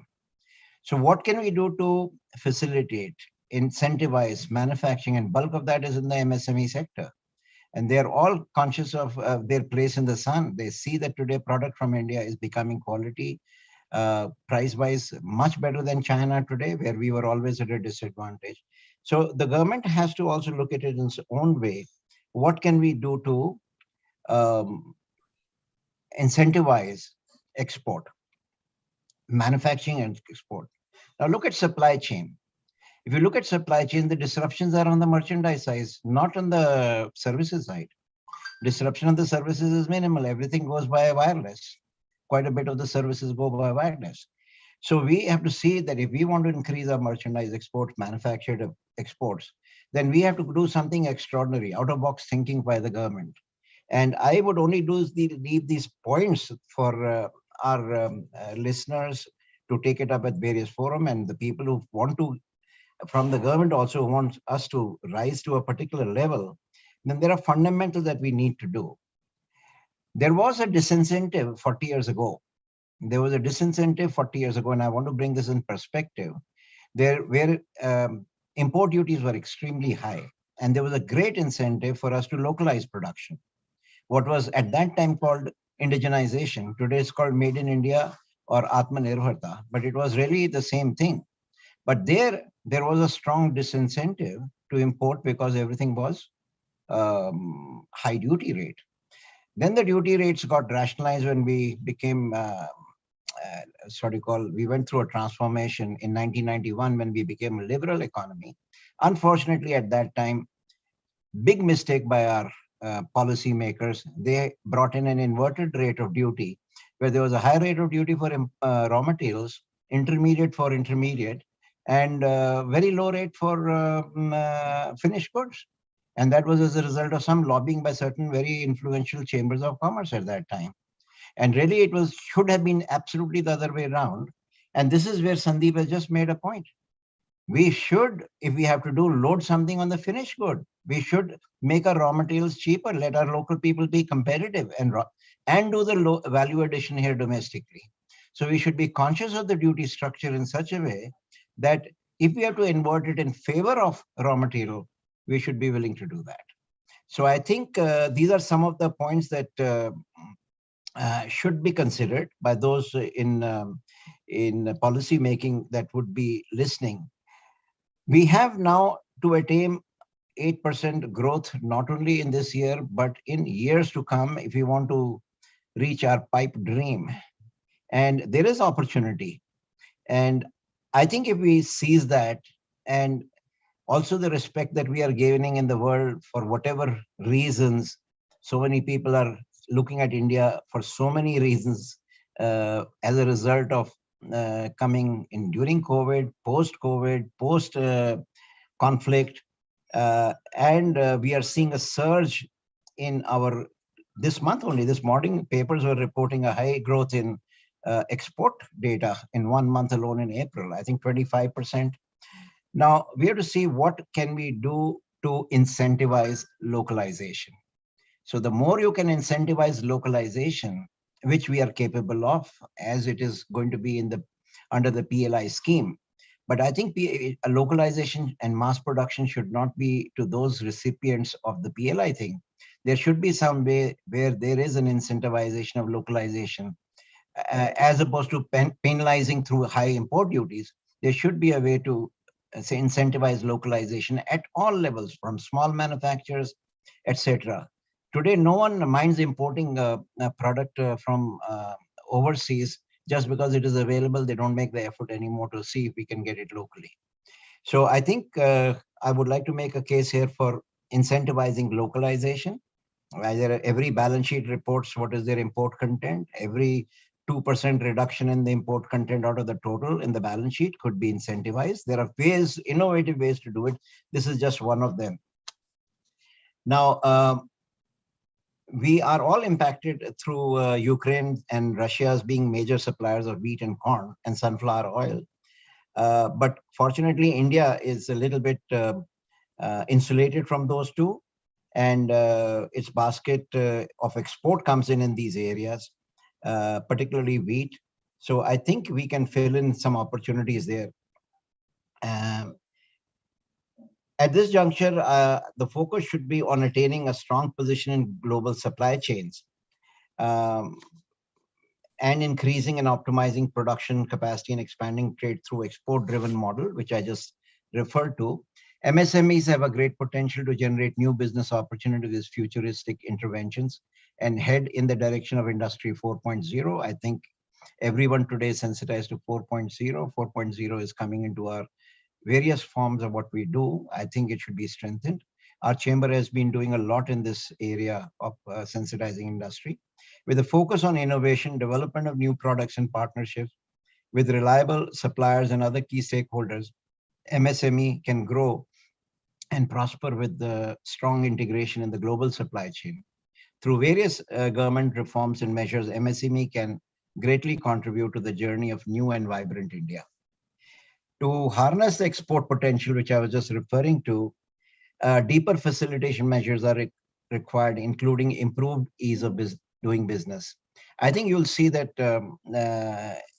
we started this in PhD chamber, let me tell you, 15 years ago, and probably I'll take the credit for it. I used to talk about economic terrorism, tax terrorism. At that time, hardly anyone used that word. Today, that word is used very liberally to explain what we experience at the hands of some of the people. And I think a lot is being done to see that that is taken care of.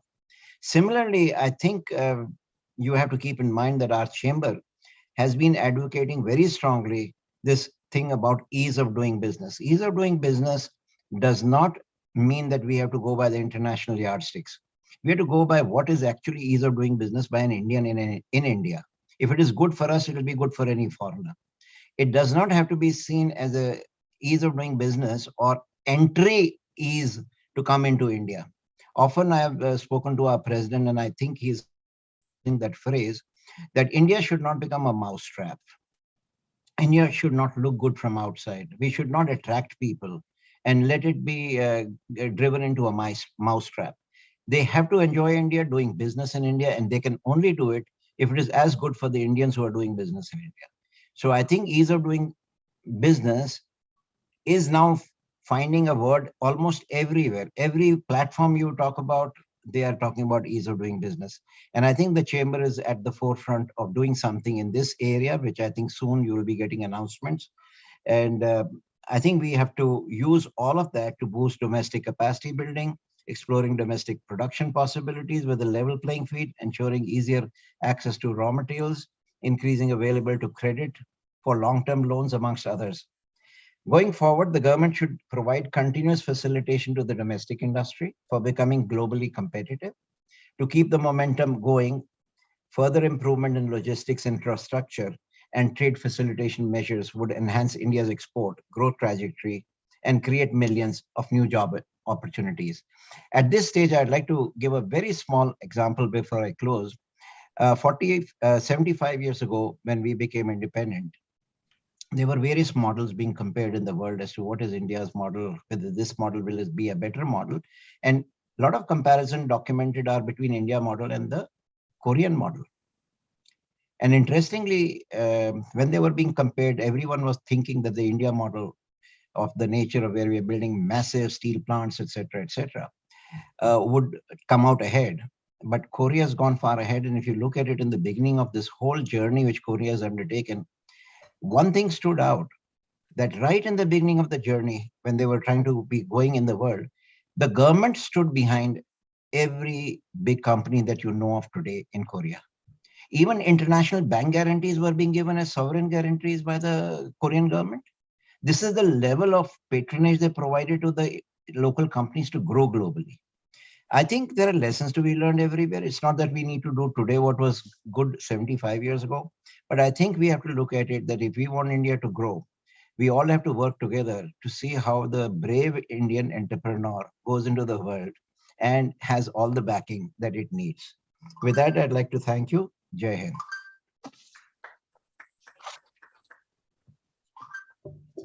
Thank you very much, Shri Deepak Pavaji, our chair of the Foreign Trade and Investment Committee. You rightly said that India should not be a mousetrap, because we have to ground the economic reforms and ease of doing business for the growth of small businesses. To create more and more employment opportunities for the growing young population in India. Thank you very much, sir, for sparing your valuable time. So now I invite our co-chair of the Economic Affairs Committee, Shri Ashish Ghoshji. He is the managing partner of the Ghosh Khanna and Company LLP, Chartered Accountants, and director of GKC Management Services Limited, providing consulting and BPO services both locally and globally. Till recently, he was the international chairman of the GMN International. He is associated with numerous Rotary and non-Rotary not-for-profit organizations. Shri Ashish Ghoshji, please, for your viewpoint. Thank you.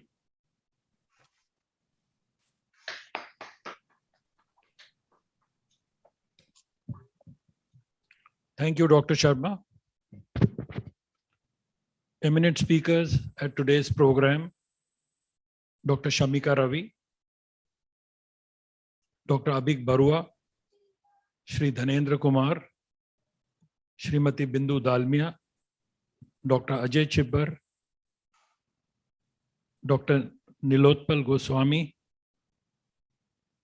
Shri Saket Dalmia, Senior Vice President, PhD Chamber, Shri Deepak Pava, Chair, Foreign Trade and Investment Committee, Shri Sandeep Agarwal, Chair, Industry Affairs Committee, Shri Saurabh Sanyal, Secretary General of the PhD Chamber, Dr. S.P. Sharma, Chief Economist, PhD Chamber, Managing Committee members, eminent dignitaries, friends and media, ladies and gentlemen, a good evening to each one of you.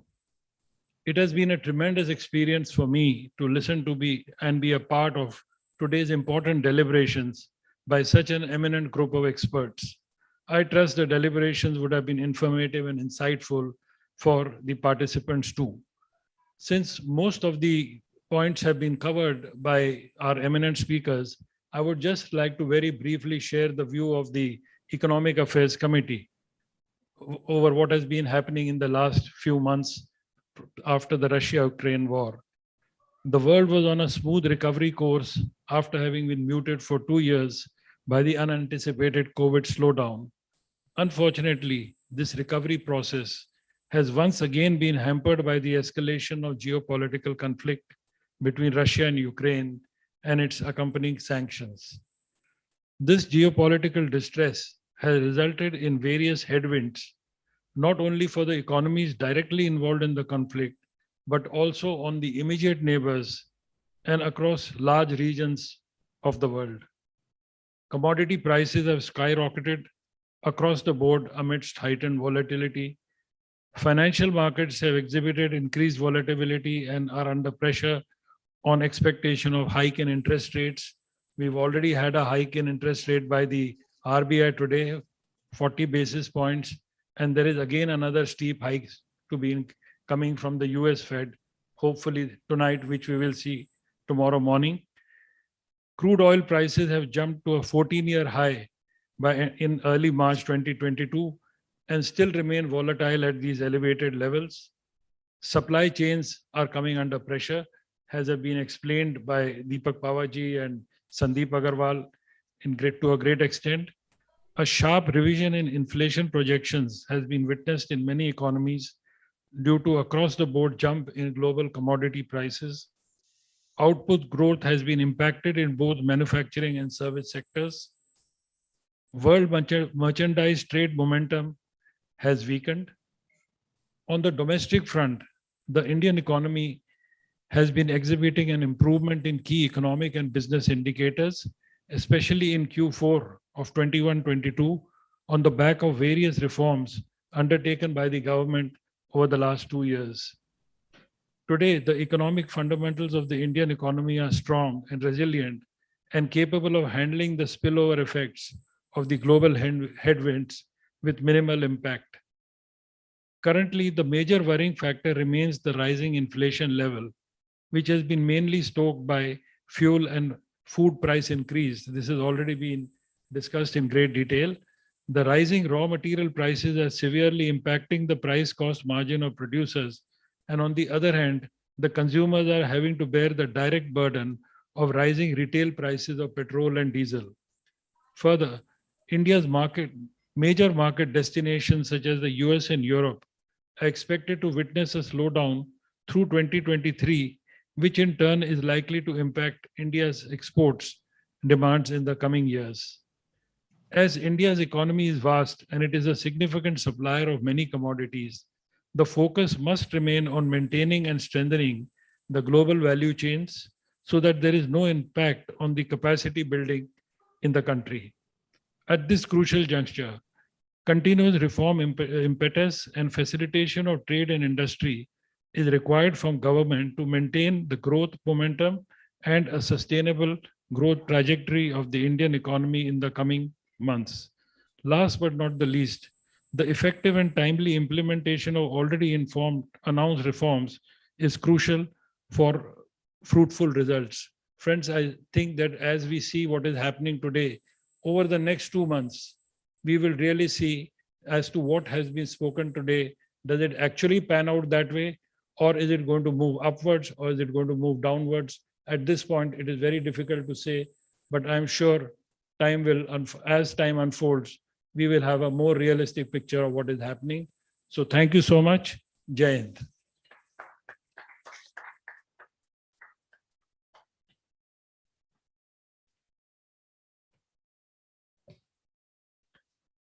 Thank you very much, sir.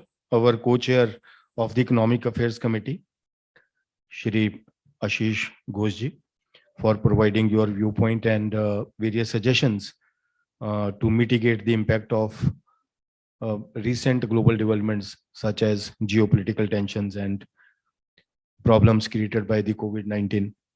So now we invite our esteemed guest, Dr.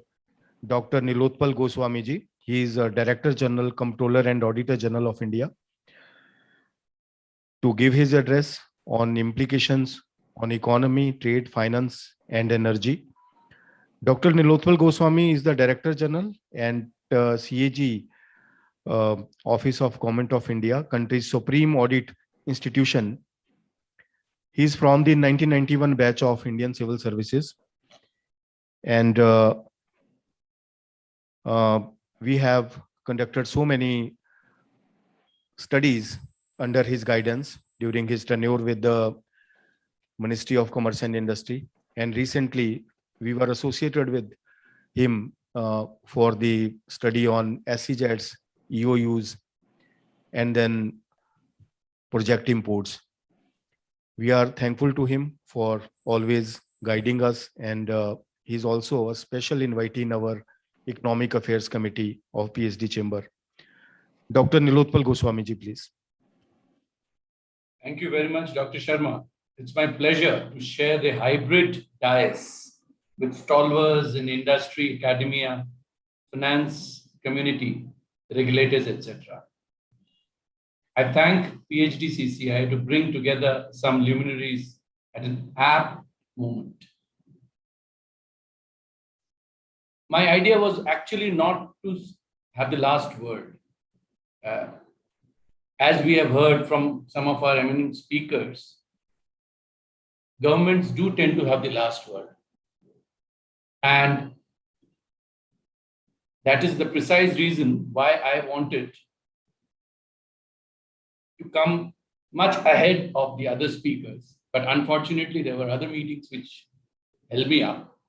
But before I actually start my articulation as the practitioner, which is the practitioner's perspective and the regulator's ringside view, I would like also to introduce myself as somebody who was known more by the MSME, the cooperative, now the startup sector, for giving those inputs or policy fillip or policy handholding and its application handholding to these sectors. I would like to compliment particularly at this point in time Mr. Deepak Pahwa and Mr. Sandeep Agarwal for very, very specific ideas that they have given. In fact, the idea of the inverted, duty structures was, when I was in commerce, was the first time when we started working on it. That was the first time when we computed that what are we doing to the entire trade, commerce, and consequently to the GDP by having these inverted duty structures. And I remember that was sometime in 2004-05 when it started getting computed. Very rightly said by Mr. Power that WTO and the obligation that the country has, we do actually take that as one of the strong reasons for the direct duty incentivization to be withdrawn.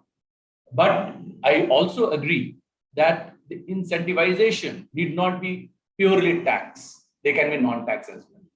And whenever we talk in terms of these facilitation devices, these non-tax incentivization helps quite a lot.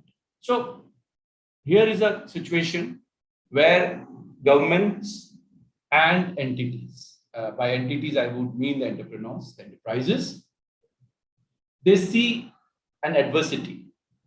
And I'm so happy to hear almost more than half of the speakers talking of the mapped opportunities.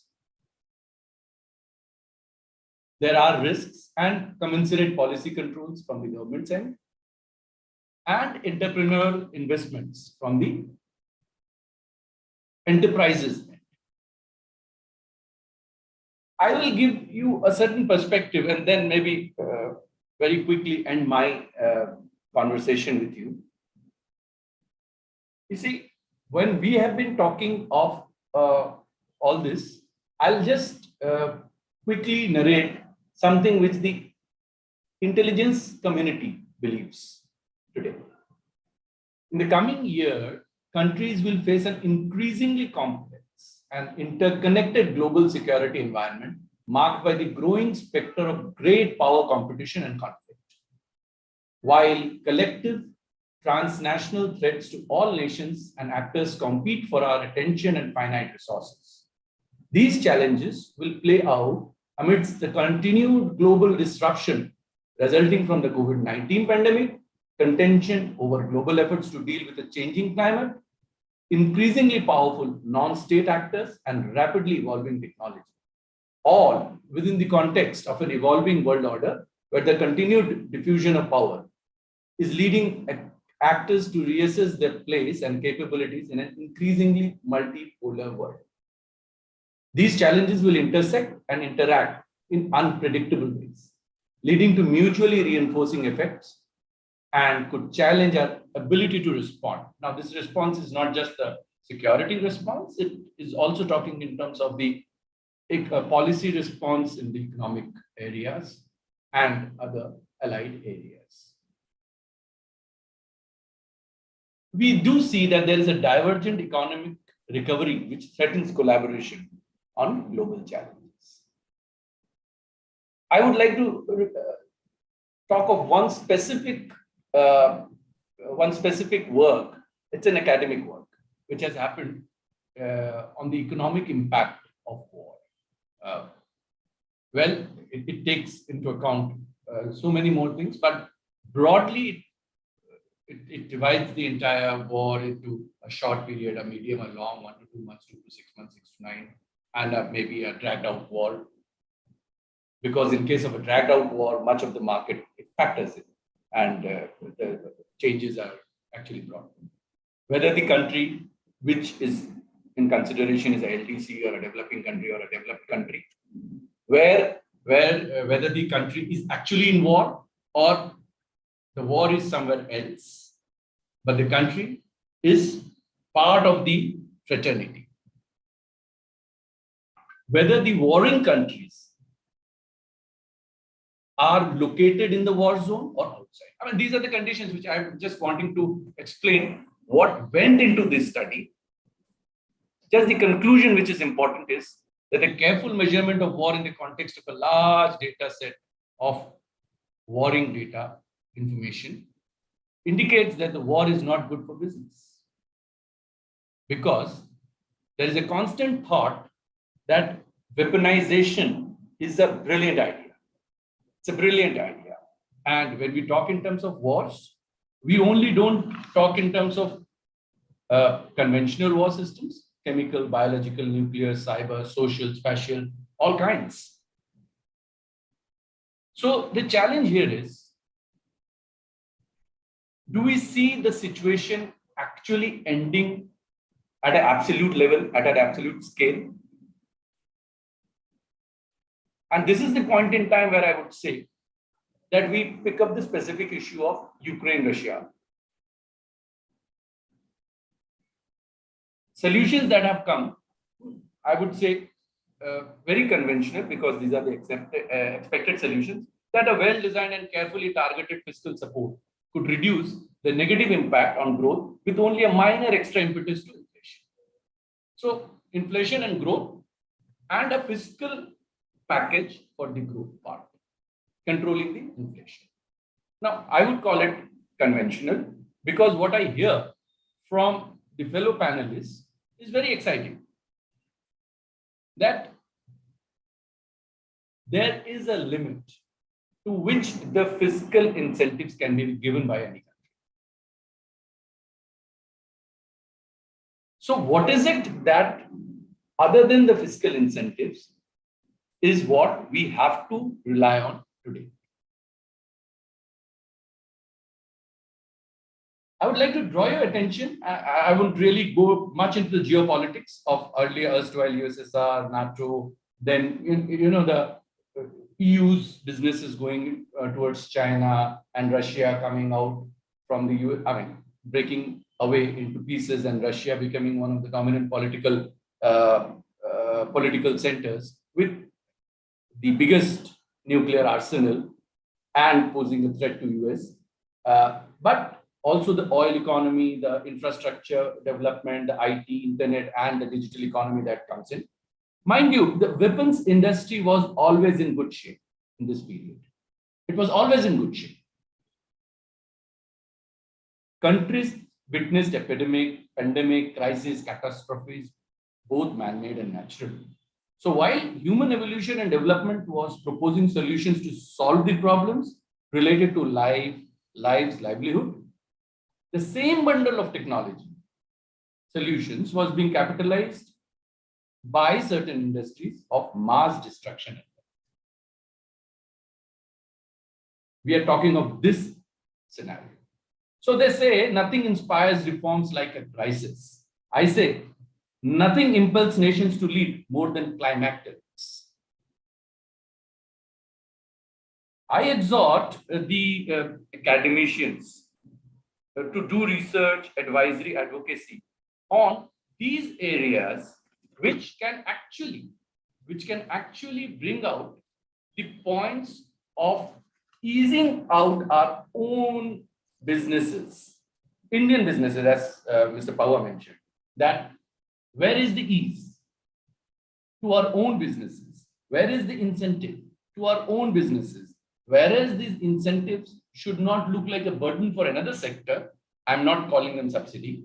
I'm specially mentioning and using the word burden to other sectors, because we find, especially, I must tell you that whenever in any anti-dumping investigation, we always say that yes, a particular country would dump its goods at a very cheap price in India. But then we've always had an importer, right, in India, who was importing it. So the concept was that there are sectors, and in a democratic setup like ours, there is a huge amount of interplay, multi-level, multi-layer interplay, a complex interplay. And not one layer or one particular sector can be completely stopped from functioning, nor any other layer can be handheld completely. So the policy choices are therefore designed largely to bring out an equilibrium, a dynamic equilibrium. But the practice of that policy is where I personally feel a lot of room is there for improvement. Many policies are excellent, but when it comes to their implementation, when it comes to their actually rollout, there's a lot that we can do. We can all improve ourselves. And that I'm talking from the government's perspective. Especially, I'm only talking of myself, that I could have improved myself a lot. Here is a situation that things have actually changed.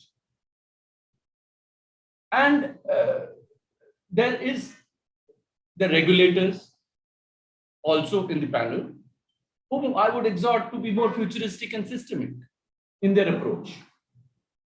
While the entrepreneurs, I would exhort for them to be proactive and aggressively engage with their ideas, technology, risk management techniques.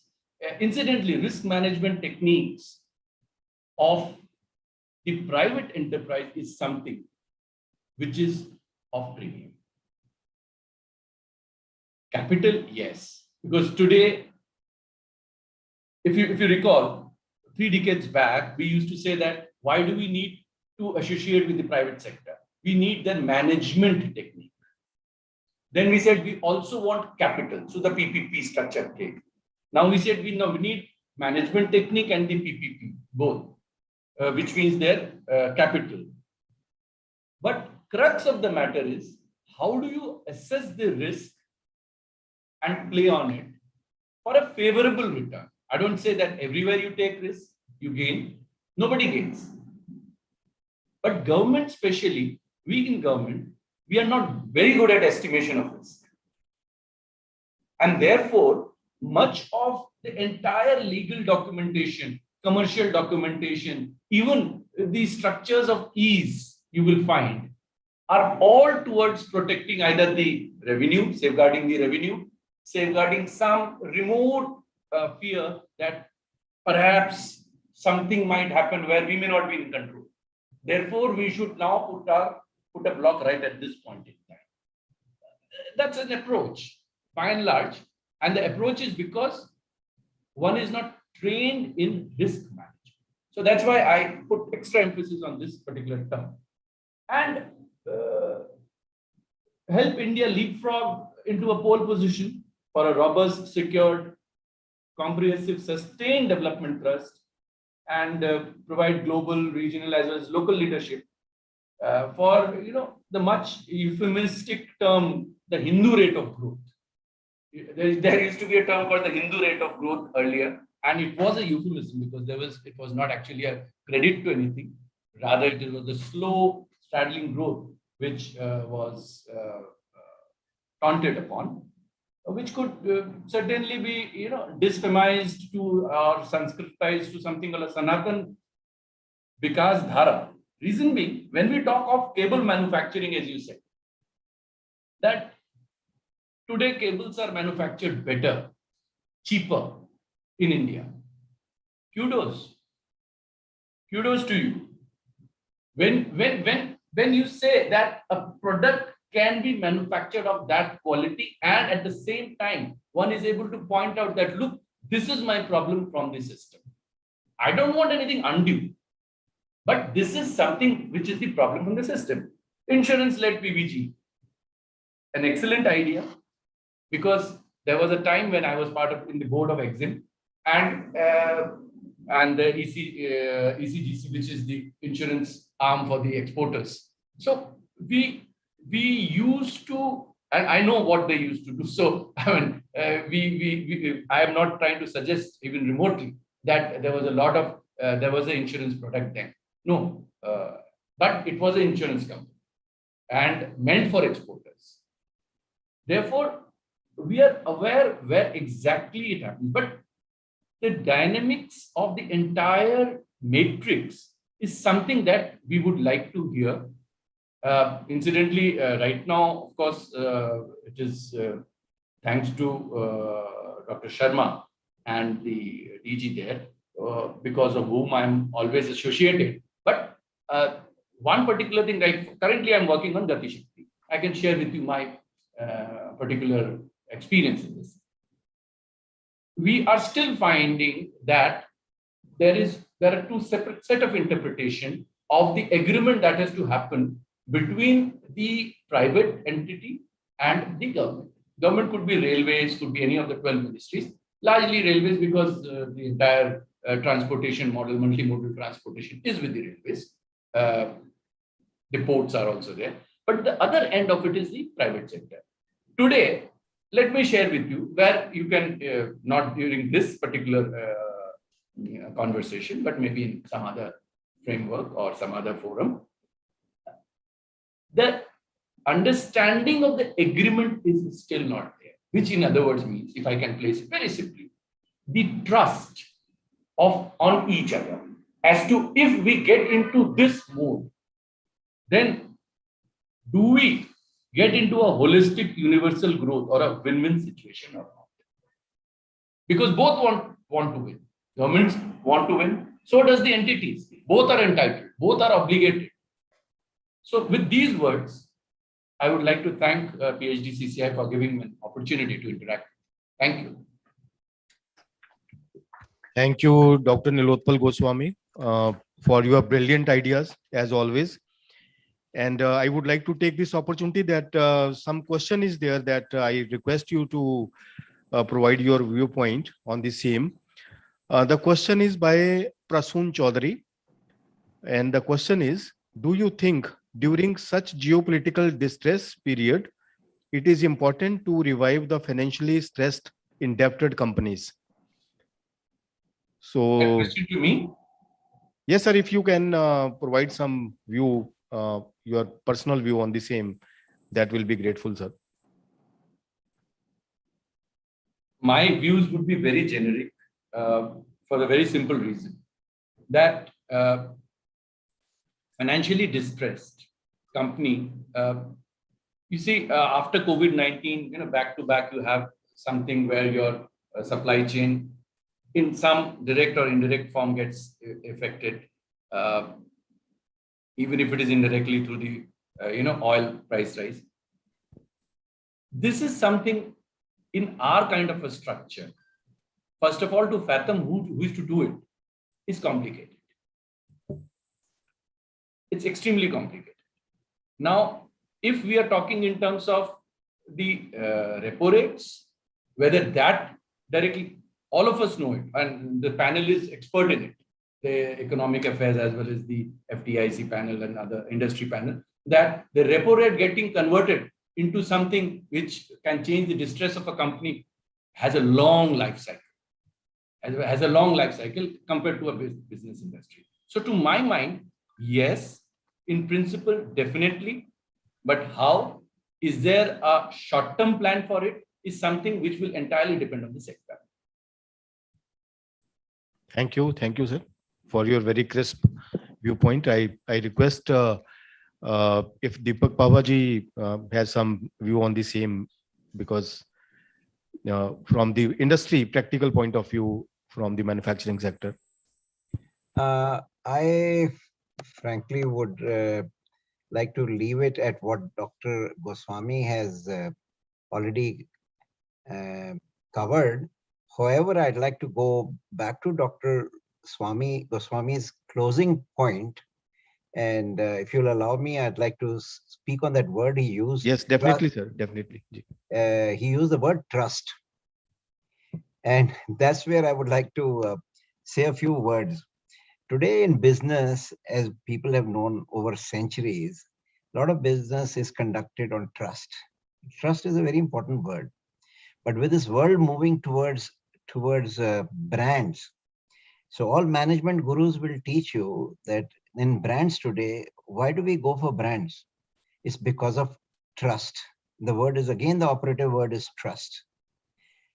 And I would like to leave here a very important thought, that the government's working, which Dr. Goswami referred to in terms of contracts, the whole issue is based on mistrust, which means the trust of the people in this country, and that we should trust the team when we are making an income tax law, whether we are making a GST, that trust is missing. We are assuming that everyone is going to be lacking trust, and therefore every detail of the law that we cover, to even see that a mouse does not escape from that trap. There will be leakages, people will find their work, but I think all of us should encourage the government to do all its work, assuming and putting trust in people. So I just wanted to close with these words of trust. I think they're very important from all sides. Yes, sir. Thank you. Thank you for your very candid and practical approach, which is very, very important for the ease of doing business also, because without trust, we can't move forward in the ease of doing business.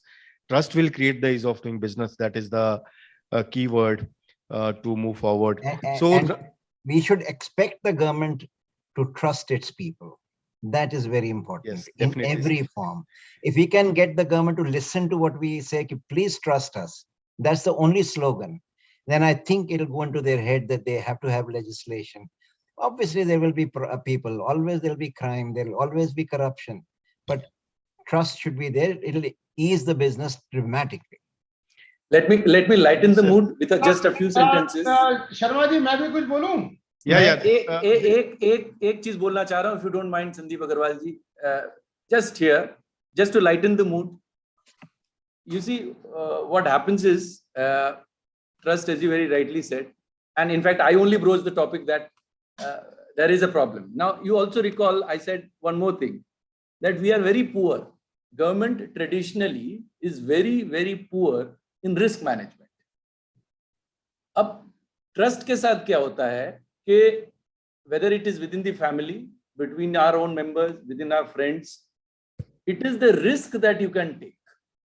If somebody does not violate, but let's say somehow breaches small limits, then whether you really, hit the ceiling for the simple breach, or you wait for another threshold, or you make it, multi-level so that the threshold goes, then you hit the ceiling. तो वो चीज जो होती है वो मेरे हिसाब से रिस्क एपिटाइट पे है, जो सरकार में ट्रेडिशनली बहुत पुअर है. तो आप टैक्सेशन में ले लो, इनकम टैक्स में हम कितना टैक्स अगर नहीं मिल रहा है, लेट्स से कितना हम अलाउ कर सकते हैं या हम डाइजेस्ट कर सकते हैं एज अ सिस्टम. जीएसटी में हम कितना टैक्स अगर हमारे पास नहीं आता है हम उसको झेल सकते हैं. That is the risk estimation. And you are very right.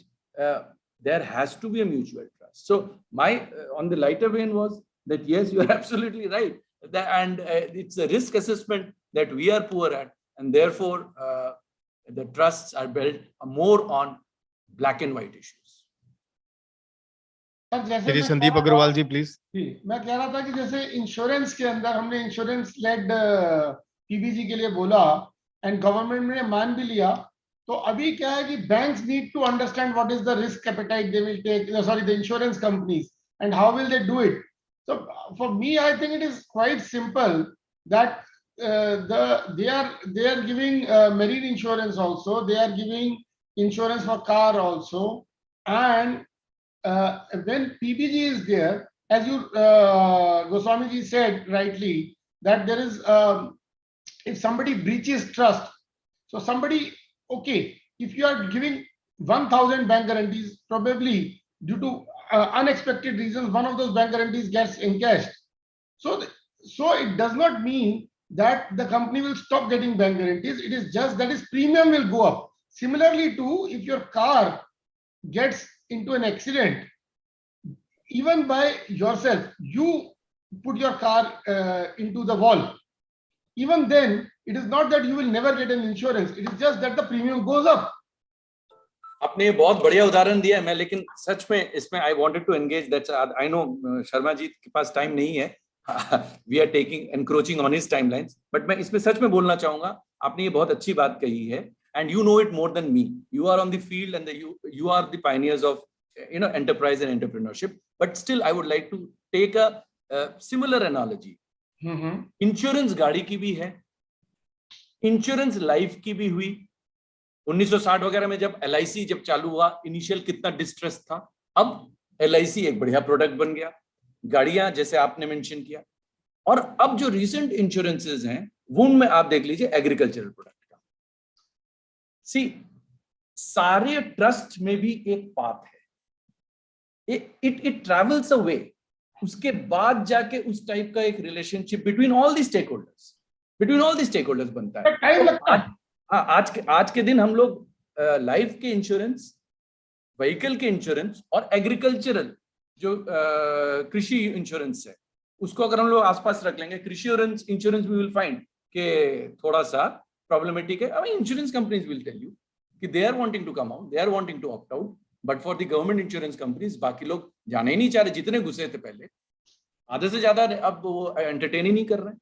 आधे से ज्यादा क्या, मे बी 80% एंटरटेन नहीं कर रहा है. बट ये ऐसा रहेगा नहीं अगले 10 साल में. आई एम श्योर कि that product will become equally good, equally robust and जैसे फार्म लॉज अगर आ जाते तो शायद और भी अच्छा होता, क्योंकि उनको भी मिलता. तो what I am saying is के जैसे हम लोग के हिंदू उसमें होता है ना शादी, मतलब you may marry the first day you may think that you are really in love with the girl, but it is only after 15-20 years you get to know that that is where you truly love your wife. ये मेरा अपना मानना है. मैं आपको बताता हूँ Goswami ji, what is happening is that when you see in the PBG sort of thing, and with the small and the medium industry especially, the banks do not provide them performance bank guarantee limits. Then or their limits are very small, and when they actually want to open a bank guarantee beyond the limit, they have to pay 100% margin, sometimes 110% margin. अच्छा, मेरा क्या कहना है, risk appetite का issue है. अगर कोई आदमी 100 बैंक गारंटी खोलता है तो मुश्किल से एक जाएगी, मान लीजिए 100 की 100 तो किसी की नहीं जाती. आप पास्ट एक्सपीरियंस भी देखोगे, उसका पास्ट एक्सपीरियंस, कितनी बैंक गारंटी खोली थी, कितनी एनकैश हुई. अगर 1000 खोली थी और एक भी नहीं हुई, तो that gives an past experience. Insurance is based all on these numbers, but people need to understand, people will need to understand it, because I was talking to IRDA. I will probably go and meet the chairman, the member in the Hyderabad office, the non-life member, because the finance ministry told us that you discuss with her and then only she will be able to guide the insurance companies better to come out with a better product. But I am on the top of it also talking to the insurance companies and trying to push them towards making a product which is suitable, where people will actually take it. Otherwise, they make a product which is useless. The finance ministry is going to withdraw this notification also. नहीं, आप बहुत अच्छा कर रहे हैं, बहुत अच्छा कर रहे हैं, because that's the right way also. The regulator will always have to be placed on the right side of your concerns, as well as those who are going to offer this service. तो उनको भी समझाएंगे ना sir. How, see, the only thing the insurance companies cannot do is take funds as a backup like the banks do. They take an FD. The insurance companies cannot take an FD, and that is the greatest winning point, because this is going to make sure, in fact, in long term, all the even the companies who get bank limits, they will also shift to insurance based bank guarantees. Possible. If the banks, it's a good idea. If they play it right, if the insurance companies play it right, it will be a game changer, big business for them. That is what we believe. And what we see is, sir, कि जो मैं आपको duty के लिए भी बोल रहा था, sir, duty reduction, even if there is no lopsided duty, if there is zero across the board from top to bottom, even then I am saying, if it is 8%, all the sectors. So steel is 8% and the product is 8% and the final product is also 8%. Chairman sir, can we take one or two more questions? Because लीजिए, please. From the audience, Sanjay Beswal ji, please. Sanjay Beswal is our co-chair of the Foreign Trade and Investment Committee. Can you come on the stage, Sanjay ji, for your questions? You will be visible for the audience also.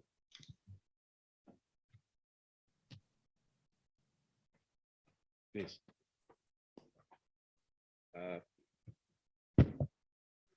Okay.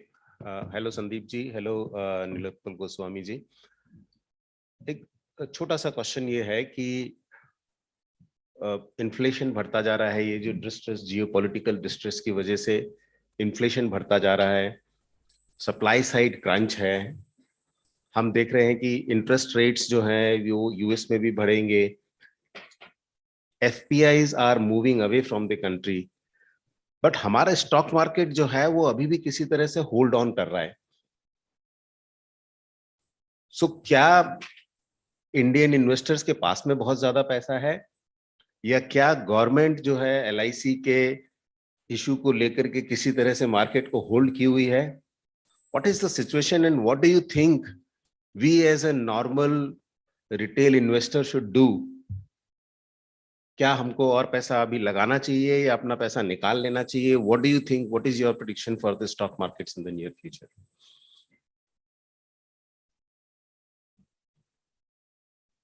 ये सवाल किसको है?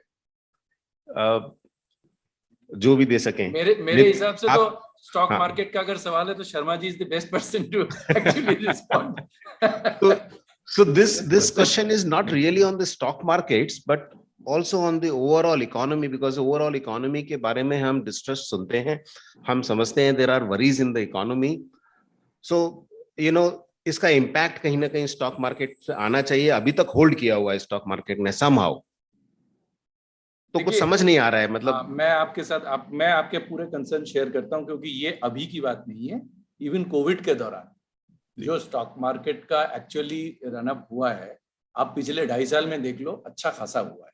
जबरदस्त. और बाकी की जो चीजें हम लोग कह रहे थे, जैसे कि इन्फ्लेशन हो, सप्लाई साइड हो, इंटरेस्ट रेट्स हो, इंटरेस्ट रेट थोड़े नीचे गए, ऊपर गए, because that was part of the bigger package. जो 21 लाख वाला पैकेज था उसमें था. Incidentally Sandeep Agarwal ji, you will be happy to know, उसमें जो MSME वाला पैकेज था और एक्सपोर्टर्स के लिए था, बहुत कम था, लेकिन एटलीस्ट घुसाया गया बाद में. तो because of the effort that I could put in. लेकिन क्योंकि पहले वाले में था ही नहीं, फिर रिकॉल MSME को लिया ही नहीं गया था. तो बट पॉइंट हियर इज के स्टॉक मार्केट्स अक्सर बड़े सेंटिमेंटल होते हैं, और ये शर्मा जी आपको बड़े अच्छे से बताएंगे कि स्टॉक मार्केट प्योरली आपको इन्फ्लेशन पे बात कर ले. क्योंकि इंसिडेंटली क्या होता था पहले, कन्वेंशनली आप देखो 20 साल पहले की बात करो, गोल्ड प्राइसेस, ऑयल और स्टॉक मार्केट, ये 3 में एक अच्छा खासा रिलेशन होता है. और इसके साथ आपका एक्सचेंज, जो फॉरेन करेंसी मार्केट, ये देख के there were, I mean experts, but all the experts would say there is a very dynamic relationship between these. हम लोग भी जब करते थे, मतलब जिसको कमर्शियल इंटेलिजेंस का थोड़ा सा काम था, बहुत साल पुरानी बात है, तब हम लोग we would also watch this, we would also watch certain companies की कैसे क्या कर रहे हैं. अब तो खैर आपका डेटाबेसेस और इंफॉर्मेशन सिस्टम्स इतनी अच्छी हो गई हैं, वो टैक्सेशन के साथ, बैंक के साथ भी लिंक हो जाता है, तो डेटा वाइज हमें ज्यादा मिलता है. लेकिन सच अभी तक मेरे पास ऐसा कुछ, first I am not handling it, so I won't be able to tell you what exactly would be the behind it. But एक चीज मैं बता सकता हूं कि ये दोनों में जो कोरिलेशन है वो लीनियर तो नहीं है, लीनियर नहीं है, दैट आई कैन टेल. तो स्टॉक मार्केट बढ़ रहा है, जैसे बढ़ रहा है वैसे घट भी जाएगा. तब भी हम लोग एक्सप्लेन नहीं कर पाएंगे क्यों, तब भी एक्सपर्ट्स आके बताएंगे कि इसलिए हो गया है, अब देखिएगा ये करेक्शन था, अब अगला आया. तो I mean, somehow I've never understood. It is always like that. But ठीक है. I don't know. I am sure I have not have satisfied your query. Okay. But so I don't think anybody can. Okay. The stock market behavior is very, very, very different. Fair enough. So I have another question for you, Dr. Goswami, because you have been in the you have probably some insider understanding. There is a scheme, trust की बात हम कर रहे थे अभी. There is a scheme called Mover, manufacturing and other services in the warehousing, where the government is giving the benefit of importing anything duty free, make in India, and pay the duty only at the time of release in the market. That scheme on the face of it appears to be an excellent scheme, where a manufacturer can save on the duties, can save on the cash flows hugely till the time the product is manufactured, comes out of the factory. Whatever machineries he imports, the duty is, exempted on that till the time those machineries get out of the factory. But that scheme is now something like 2 years or so old, but it has not taken off. And the real reason, when we talk to the people, to talk to the industry, talk to the entrepreneurs, is the trust. They think that something as good as Mover cannot be there. I mean, how can government come out with something as good as that? It is too good to be true. And they think that कहीं ना कहीं से government हमको पकड़ लेगी, and they don't trust it. And I am telling you, this is the exact example of the distrust on the government. This scheme has not taken off. If you have any insider view on that, because we are इसका जवाब तो perfect Deepak Pawar ji दे पाएंगे, because it is the other part of the trust where government has to be trusted. So Deepak ji, why don't you enlighten this gentleman? I think, unfortunately, the government has to be trusted is a very interesting topic, which one has never thought about. But obviously, see, when you say government has to be trusted, very little interface is there for us to trust the government, because there is the only place where an ordinary citizen sees himself as where he cannot trust the government is the arm which you see is of the police. The police you see always is seen in a very different light. Today, when you go to a government person, you can't trust that person only to the extent that he is going to be scrounging on you. So that is the fear factor. Other than that, I don't think there's any problem in trusting the government. I mean, we are hoping that the government will do something good. Unfortunately, there is so much inaction and nothing visible that you assume that despite the government, India will flourish. So basically, it's a question of despite the government. So you don't have to trust or not trust.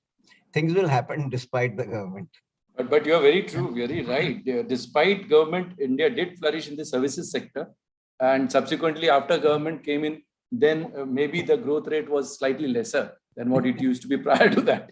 But as it says, I mean, the worldwide or country, regionally or within the country, regulations are a must. Just to add to what Pawaji said, look, it also happened in GST, right?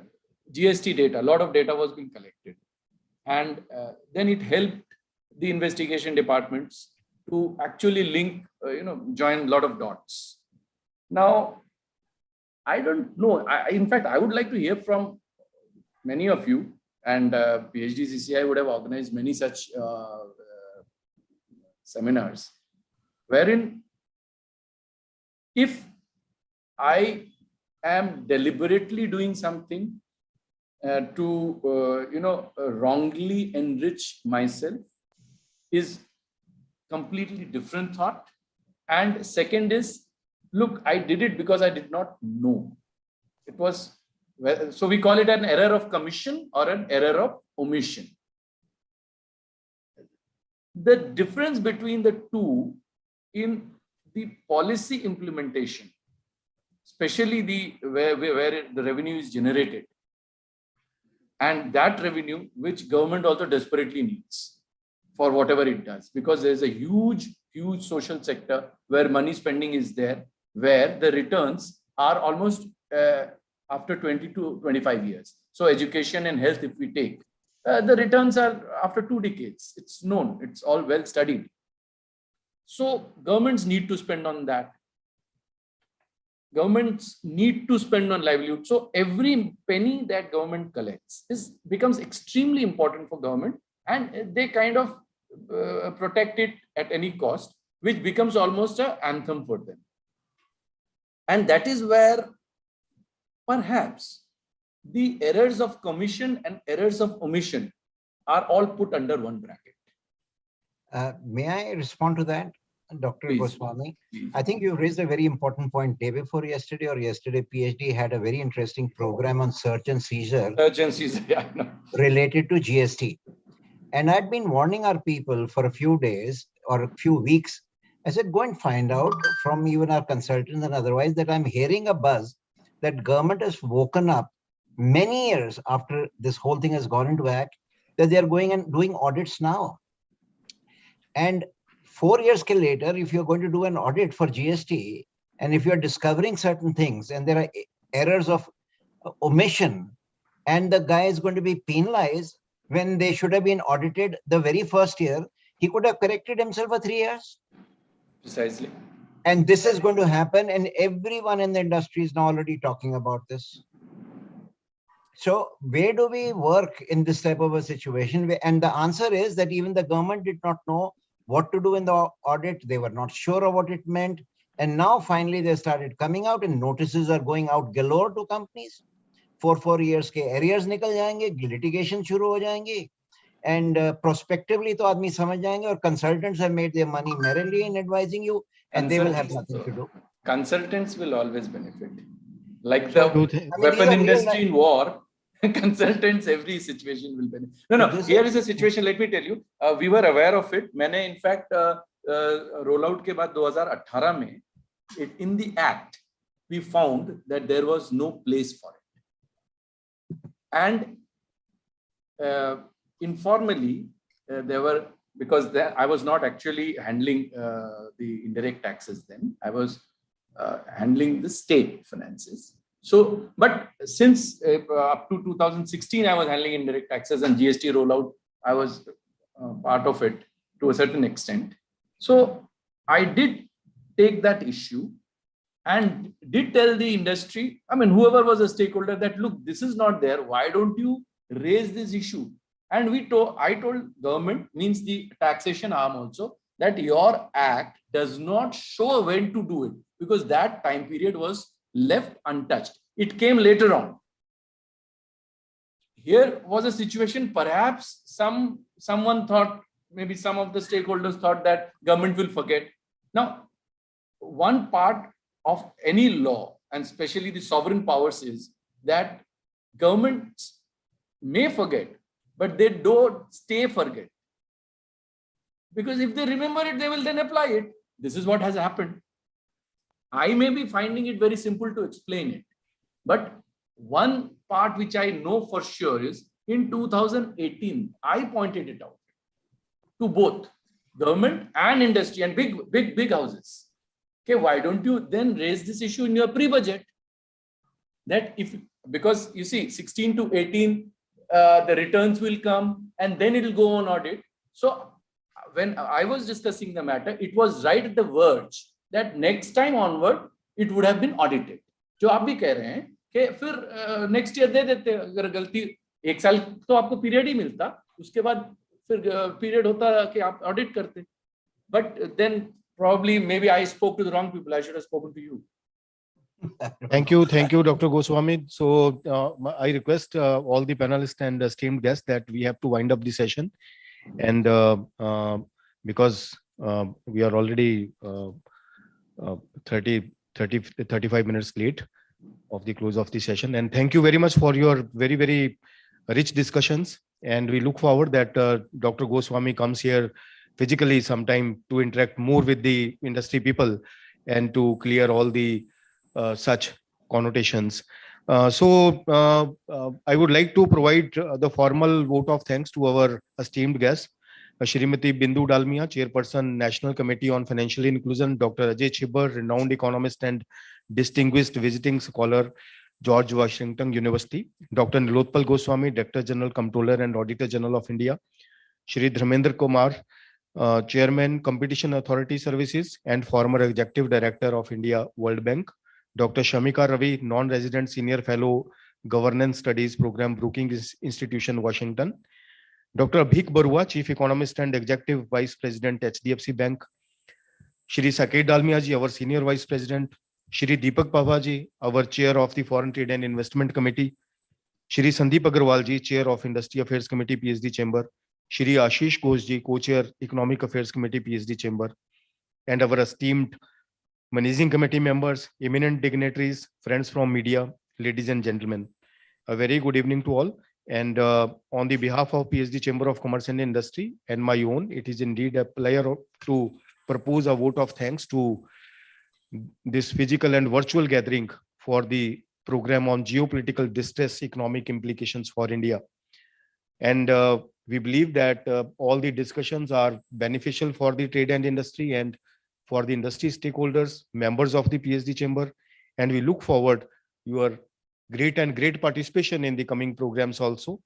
And we are thankful to our sponsors for today's program on geopolitical distress, economic implications for India, our member firm Paramount Cables Limited, and Dr. Willimer Scoble India Private Limited, and our associate partners like Amity University and Delhi Institute of Management, NDIM, Guru Gobind Singh Indraprastha University, and Institute of Company Secretaries of India. We would also like to thank our all the team members, all the participants, all the chairs and co-chairs from the other committees, those who have joined us today for this very, very important discussion, which is very, very beneficial for the trade and industry to move forward in such a difficult environment and uncertain environment. And we look forward that all these developments like geopolitical developments and Russia-Ukraine distress is addressed sooner than later, and economies throughout the world are again on the positive note with a greater and greater growth trajectory to become more and more prominent, and global growth is becoming strong to address the issues faced by the people, those who are distressed and those who are looking for jobs. So thank you very much, and we invite all the participants here, those who have joined physically, for the high tea outside in the Dower Fire. Thank you very much. Thank you, Dr. Nilotpal Goswami, once again. Thank you so much. For your very, very valuable time, and our respected Shri Deepak Bhavaji, Shri Sandeep Agarwal ji, and our Shri Ashish Ghosh ji for becoming. Thank you, Thank you so much. My pleasure. For their gracious presence in this pandemic COVID-19, and thank you very much. Thank you. Bye-bye.